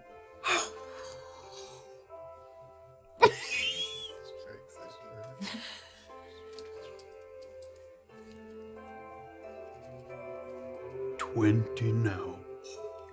20 when we done. Done. Oh yes, Gutek, please, Gutek. Daddy Gutek, give me the gold. What did you say? I'm working, guys! What the fuck? It was too quick. You were What is this sugar daddy situation? It was too you They're fucking going on fell a for date. It. He fucking grabbed you. Sorry. Ready to go. I'll be half a step behind you. Thank you. He heads out the door. Alright, she'll follow. She'll look over her shoulder for a second, make sure nobody from the fucking cafeteria is peeking over at her. They were in the booth, so yeah, you don't see anyone following behind you. She'll follow. Over the course of the next couple hours, Brunkhollow begins to stir. And we can go back a little bit if you guys wanted to do something, but Brunkhollow begins to stir. Stalls are being set up in the open market, chatter in the thoroughfare, and what you think might be someone maybe puking as punishment for their overindulgence the night prior. You can hear, even seated in the Paramount lodgings, there's just kind of outside like a... And the light finds TC and Morna's faces, rudely interrupting their repose, reminding them that there are places to be, people to see, reality to confront. So before we sort of go through their wake up, you guys were talking, so you had some breakfast. Was there anything else you wanted to do before you leave the lodgings, or were you waiting for other people to wake? What would you like to do? You do note that, no, sorry, go ahead. What were you I gonna was say? just gonna say, I would have liked to get to know Morna and TC more, but if like 30 minutes, 40 minutes passes and I'm talking with Kayt, I'd probably start heading off to Maeve's. Okay, great. Yeah, it took them because you guys only had hours. Yeah, I mean, you guys had significant amount of time, so they don't stir. Silly humans. All right. Is there any parting words before we pivot over to the? I said we suck. Oh no, it doesn't suck. No, Lazy humans. Well, I think it's about time. I'm full. I've got my game face on. Wish me luck with Maeve. I won't ruin anything with you. I just want to help. That's all. If there's a choice between talking more and leaving, please leave. I will. It's only business today. I told her that. It's only business. Good luck. Thank you, Kayt. And I'm gonna start heading off. Illien heads off. Yeah, one thing was you do remember, you recall, and you've obviously seen her multiple times now. With you. Maeve is an elven woman, so she very well may be up already as well. Okay. So you don't have to like think about whether or not she's sort of maybe sleeping the full 8 hours like a human would. And before, unless you are waiting for them, does Kayt head out in any particular direction during this time? Yeah, I'm gonna head towards the Merc Hall. Okay. Wait, I don't know where that is. Mr. Clemens at the desk would definitely know where that is. I'm gonna head to Mr. Clemens at the desk, and I'm gonna ask him. You indeed find out where the Merc Hall is. Was there anything else you wanted to ask him? No. Great. So he gives you directions. It's that. Did you get that on the map? It's Yes. number 14. So you get those directions, you start to head out. So now we will go to Morna and TC rising. TC sort of in his chair. Another look out the window. There's some people moving about back there. You look out the window and just then someone's out back. Oh. Do a little wash up in the base. Rinse out your mouth.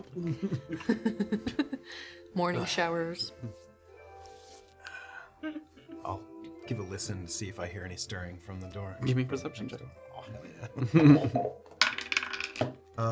Dirty 20. You can definitely hear her up and about. Does he hear anything else? Yeah. Oh.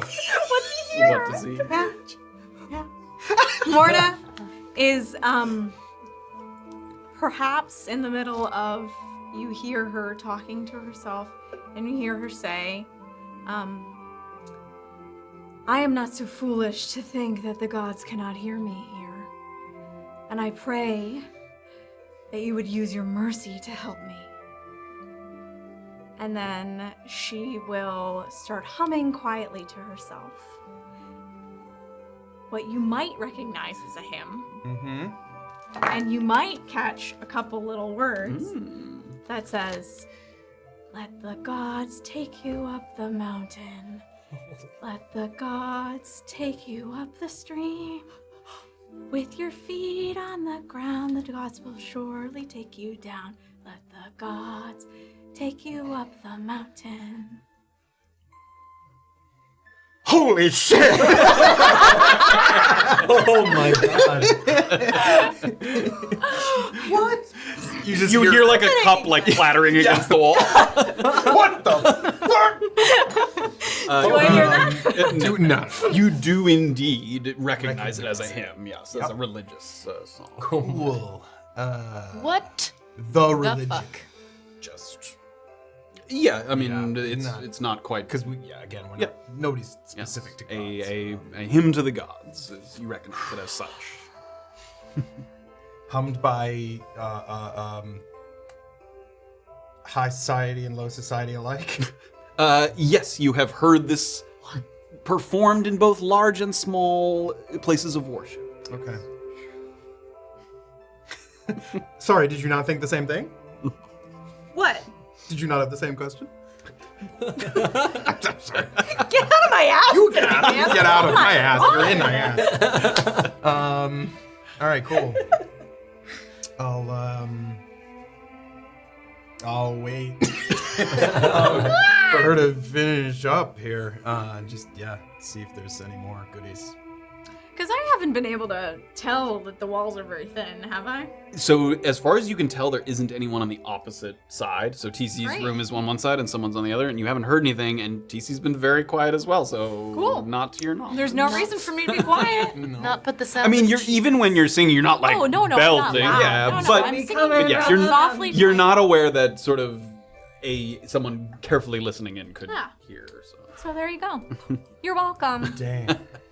I'm gonna finish up. wash up and give Bill and Barb a little kiss and put them in my sheathe them and then sort of attempt to fix my mess of hair, just mostly get my hat on secure, and I would love to go down and hopefully Illien will be there. as you go down, you find that Illien is not there. Oh. The kitchen's a little busier here for you guys rather than the elves. It's a little later in the morning. I mean, it's not late in the morning, but there's people up now, sort of having breakfast, a couple people around. I will also say, without redoing the whole thing, Clemens relays the same message to you, that the Monteros are interested in meeting, which you and TC had already heard about Yep. the Monteros, because you're visiting Lexington prior. So he just mentions that at some point in the afternoon, the Monteros have requested your presence. Yes, the Monteros, yes, their minds engorged for the tales of the clerics. Okay, cool. Shut up, Clemens. yeah. We know. I get it. I'm gonna, when I'm chatting with Clemens, can I ask him, I want to, sir, can you tell me where the apiary is? Yes, of course. If you direct your attention to the north end, you're gonna have to get up on the ridge. And he points your attention to number 3, Roman numeral 3. Roman numeral You've been saying a lot 3, on I that. do see it, yes. I'll have to bring up. I've mentioned a lot of map places without bringing up the map. Let me just bring that up on here. That's for bees. I was about to ask someone what an apiary is. Yes. I don't know what an apiary is. Oh, but it's that's for bees. It's a bees, yeah. It's a beekeeper, honey. Brunkhollow doesn't have a library, but it's got an Not apiary. for apes. Bring it over. Let's see who gets more honey. There we go. So, there we go. So the apiary is way up here in the... Sorry, TikTok. Oh, sorry. Way up here in the corner. So it's past the ridge that's up there. Okay, and I'm gonna say, and it is owned by a Shelby? His name. Did I give his name? Said he worked for Shelby. That's all I know. Good. Haskell just double Pips. an apprentice to Shelby. Why am I looking at? Yes, sorry. Yes, Mr. Oliveira. Sorry, I don't refer to him by his first name as often. Shelby Oliveira. Shelby. Thank you. An interest in alchemy? A passing one. It was my understanding that the honey made there is a common resource for those who dabble in potion making. I had no idea. Used as a binding agent. Fascinating. Wow, I fucking did not know that. Okay. Of course. And I'm gonna. Yeah, idiot. Yeah, cool. As I'm chatting with him, sort of making conversation, I want to see if I can see, is his book open? It is. And can I see if there are other names, particularly a Mr. Pips? Give me a perception. Come on, roll once well. No. That's okay. It's a. I thought it was different. It's a 13. 13. Okay, yeah, that was much better than you made it Yes, sound. I thought it was a 10. I couldn't see with the light. There is indeed a H. Pips, and he's listed in room number 2, which would be the one next to Gujek on the second floor, like on the opposite side. And the other thing that you notice about it, in addition to that name, is there's a couple of red lines, as if to imply that maybe he's overdue on a payment or something. That he owes money, that money has not been collected. Okay. Okay, great. Anything else I can help you with this morning? No, thank you, Mr. Clemens. And I'm gonna tip my hat and get a little gruel. Sure. And, yeah. Okay. TC, are you coming down at some point throughout this? Great. So after you hear Morna sort of, you can hear her door open and close, you wait a moment, and then you emerge from your room as well. Head down. Again, Clemens relays to you the same information about the Monteros. Very interested party. I'll make my way over for some food. Sure, Morna's still eating at that point. We'll do food costs later. We'll say that you guys were able to get some sort of I thought oatmeal. breakfast was free. Yes, breakfast was free. She's like, take it back. I don't want it. You're right. Breakfast is included. It's like a porridge. Saving yourself that sweet 5 It's copper, a whatever. paramount breakfast, is what we call it. Yeah. Yeah. It is a sort of porridge with a sliced banana on top. Is what they call it. Sort of a hot porridge with sliced banana. Oh, that sounds good. I mean, cinnamon to put. Oh, sorry. What? No cinnamon. No cinnamon? Well, you'll have to upgrade your wares. Good morning, spice. I'll look into it. Good morning. They didn't have hot sauce. I assumed they wouldn't have cinnamon. Hot sauce. For the potato skins. Yesterday? I usually like to taste my food, not just. Oh. Sure. Wyvern sauce. Yes. Popularly known in Brunkhollow. Oh, right, wyvern sauce. Yes. Sorry, colloquially it's called different things. Cinnamon, I found, goes with everything. Well, I wouldn't put it in chili. Why not? That's the perfect place for cinnamon. He'll agree to disagree. This is the good role play right there. This is what we tune in for. This is what we're looking for. Any plans this morning, Morna? I'm off to see my friend once I finish here. Miss Kennedy, who you met yesterday. Oh, yes, who you ran into. Oh, yes. Good luck to you. I figured I would. You heard that we got a few chunks of mithril. Oh, yes. I thought I might. That is try good to, fortune to you. Yeah, I thought I might try to trade it for. Oh, you should have seen. What? Ace, our friend, Delia's friend. Oh. License. She had this deck of cards, and she could throw one of the cards, and it created a great blast, and it shoved people backwards, and it upended them, turned them ass over ankles. Wow. It's fantastic. I think she said that it was Maeve that crafted it for her, so I'm hoping I can get one Maeve, the grumpy woman down in the water room. of those. Sure, I don't know who the hell she is. Yet. It is early yet in this town, is it not, Mr. True, Welker? everything is a yet. So I was gonna head over there, but nice to spend breakfast with you, though. Of course, yes. Oh, where is the... does he describe where the smith is? It's sort of in the same direction as Josie, so... Oh, Maeve is not... What? Josie's place and the smith are in the Were same you saying you were direction. going to Maeve's first or the smithy first? Oh, I was saying Maeve. Maeve, so that's you- not I was gonna Oh. try to change You just Maeve. mentioned the order, Oh. I guess. Yeah. Do you think Maeve would like a bit of ore for her wares? Will you go to the smith or to Maeve with this? I would think that we're valuable enough to trade straight to Maeve, wouldn't it? You think I should go to the smith first? I don't know Maeve's skill, and I know nothing of alchemy. I know something of weaponsmiths. I was friends with a master one. Is where I got my weapons. Yes, very interesting weapons you have there. I hadn't seen anything like that before. This is a yikuwa. A A what? yikuwa? It's a spear, a light spear. It can be used for stabbing or for throwing. Yikuwa. And a war pick. Bill and Barbara. Fantastic. Names are fancy.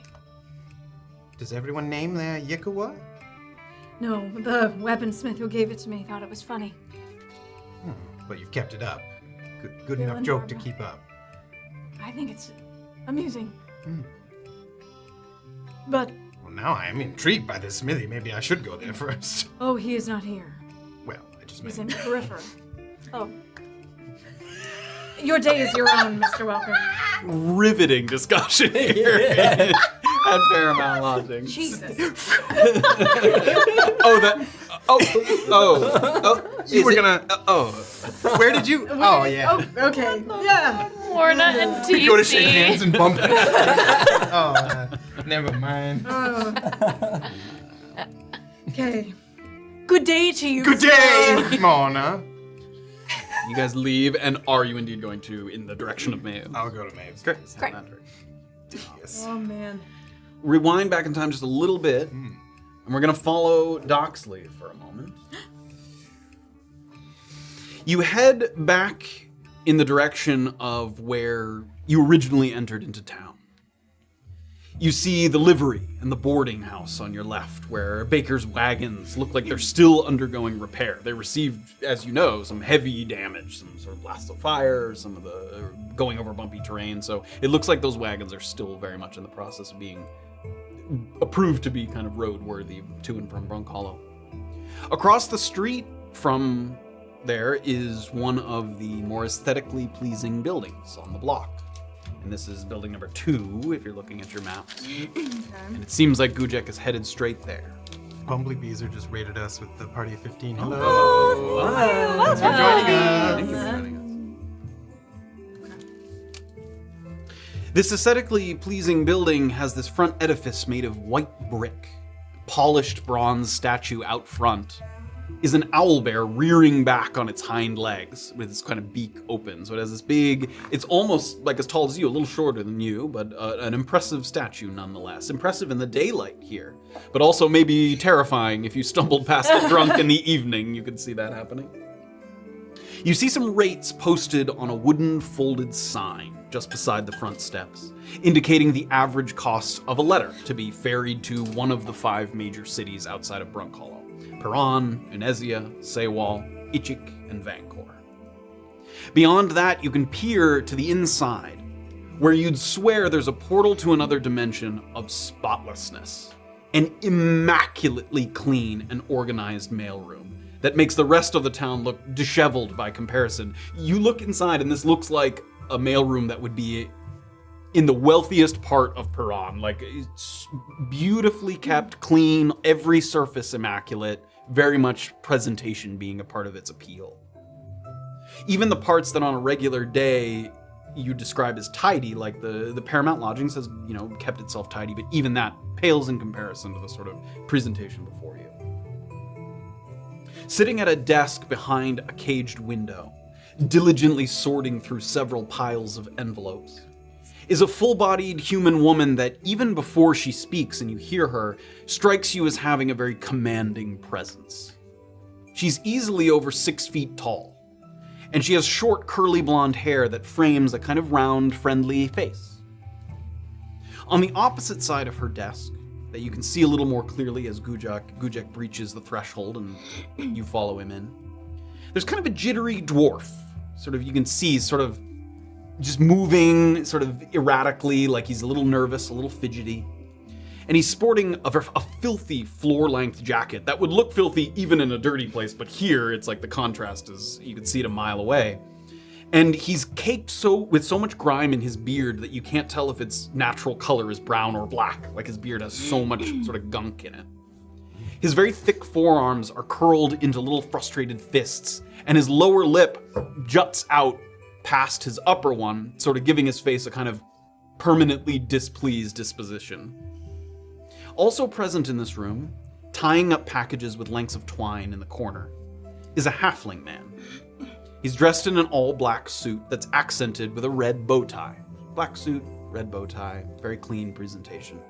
The stubble on his face appears to be intentional rather than just from letting it grow. You can see the edges very carefully crafted by razor blade.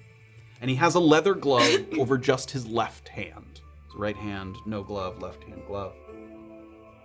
And Gujek stops and he waits because it seems like the woman and the dwarf that's opposite are having a heated discussion sort of relating to, there's a small package that's on the desk. They seem to be discussing it and having a little bit of a heated discussion.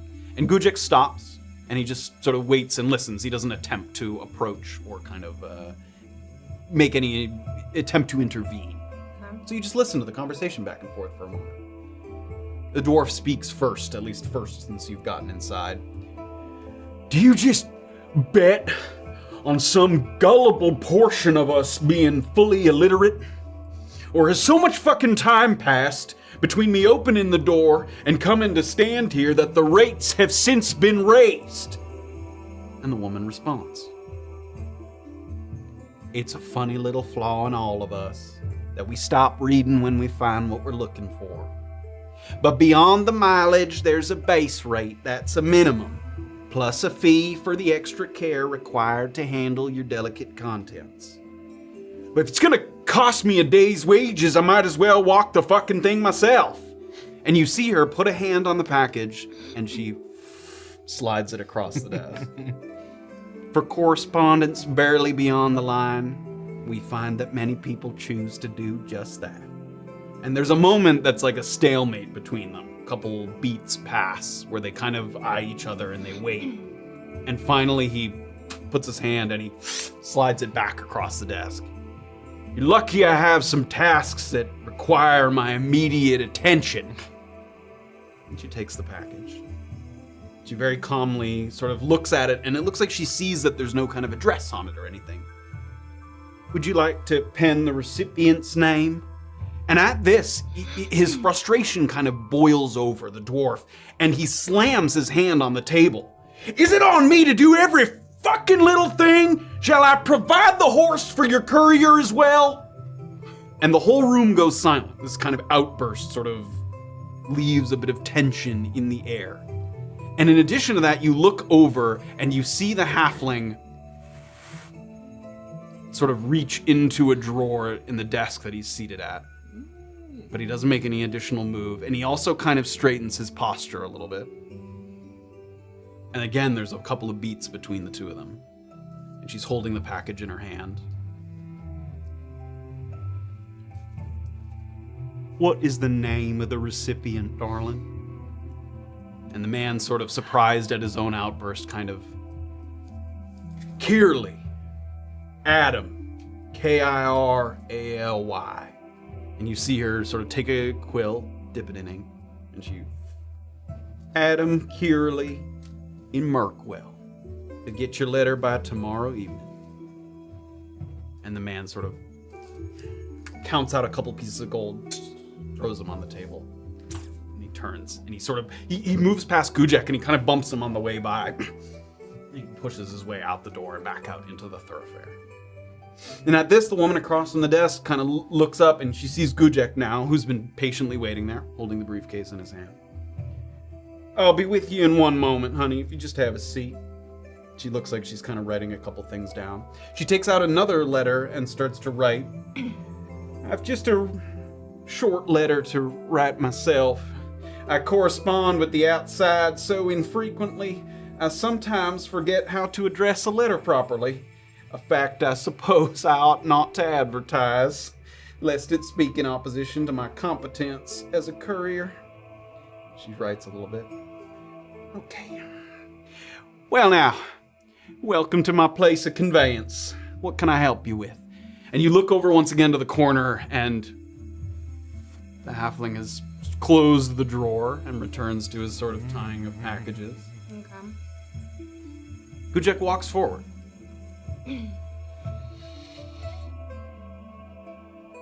Gujek Claiborne. And at hearing the last name, Mr. Claiborne, nice to finally meet you in the flesh. I take it that's for me. And she points at the briefcase that she's kind of holding. Perhaps it is for you. All right. Is this lady here friend of yours? He looks back in your direction. Yes, friend of mine. And what's your name, darling? Doxley. Doxley. My name's Istigh. I'm sure that you'll hear the name once or twice while you're here. I hope you won't chalk that up to arrogance that I tell you that. Already heard it several times. Pleasure. Me and Mr. Claiborne here are going to step into my office and have a little chat. Is that all right with you? I'll look to Claiborne.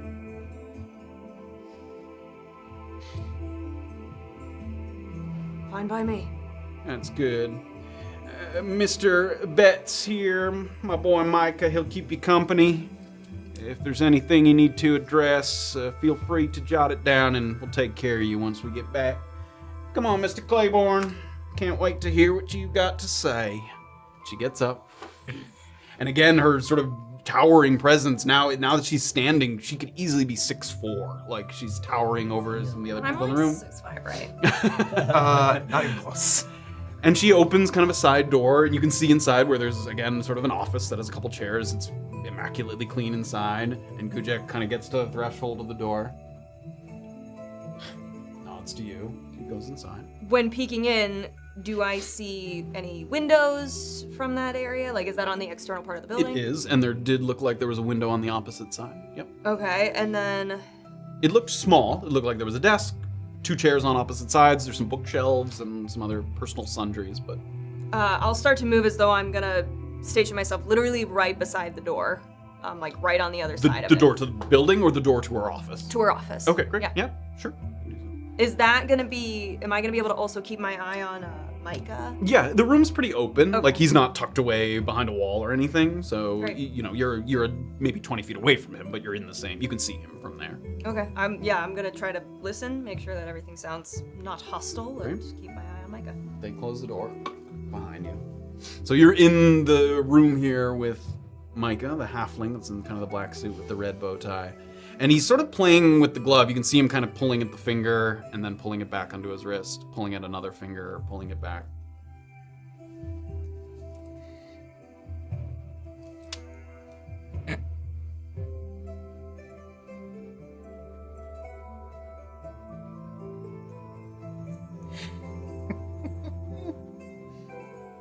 What do you think they're talking about?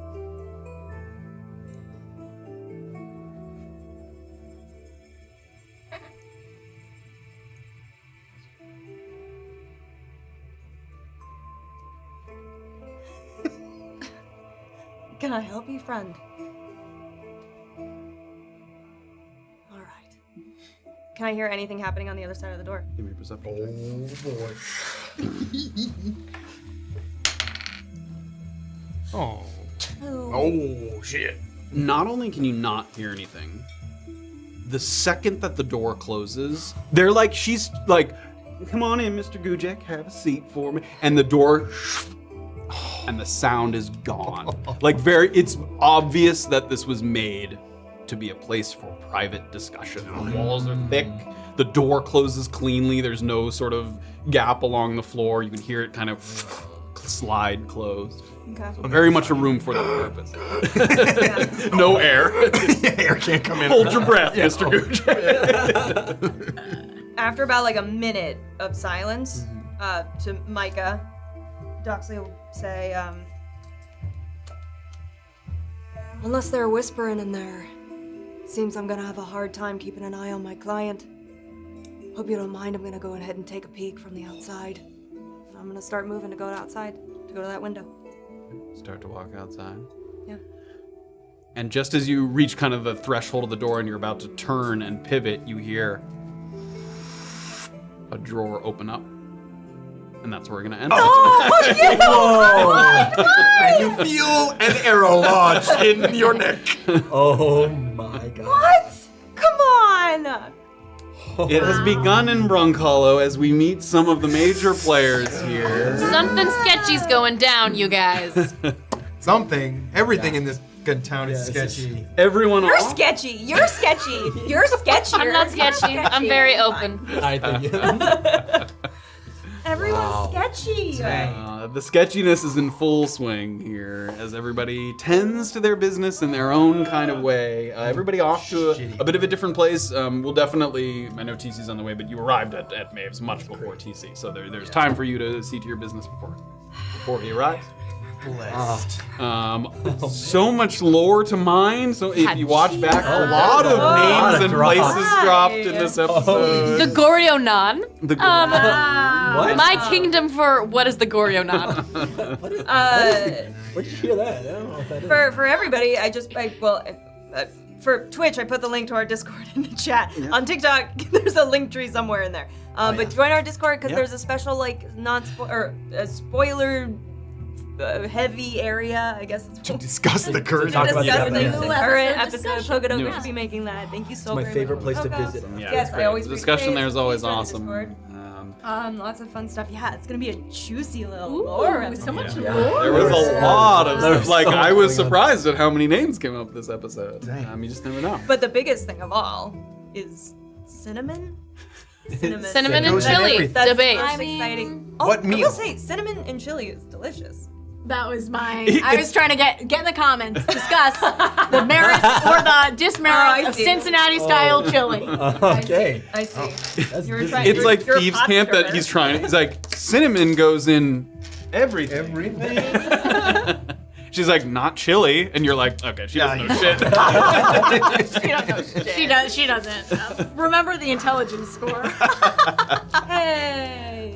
Yay. Jordan was really remembering that intelligence score tonight. Oh. I saw you.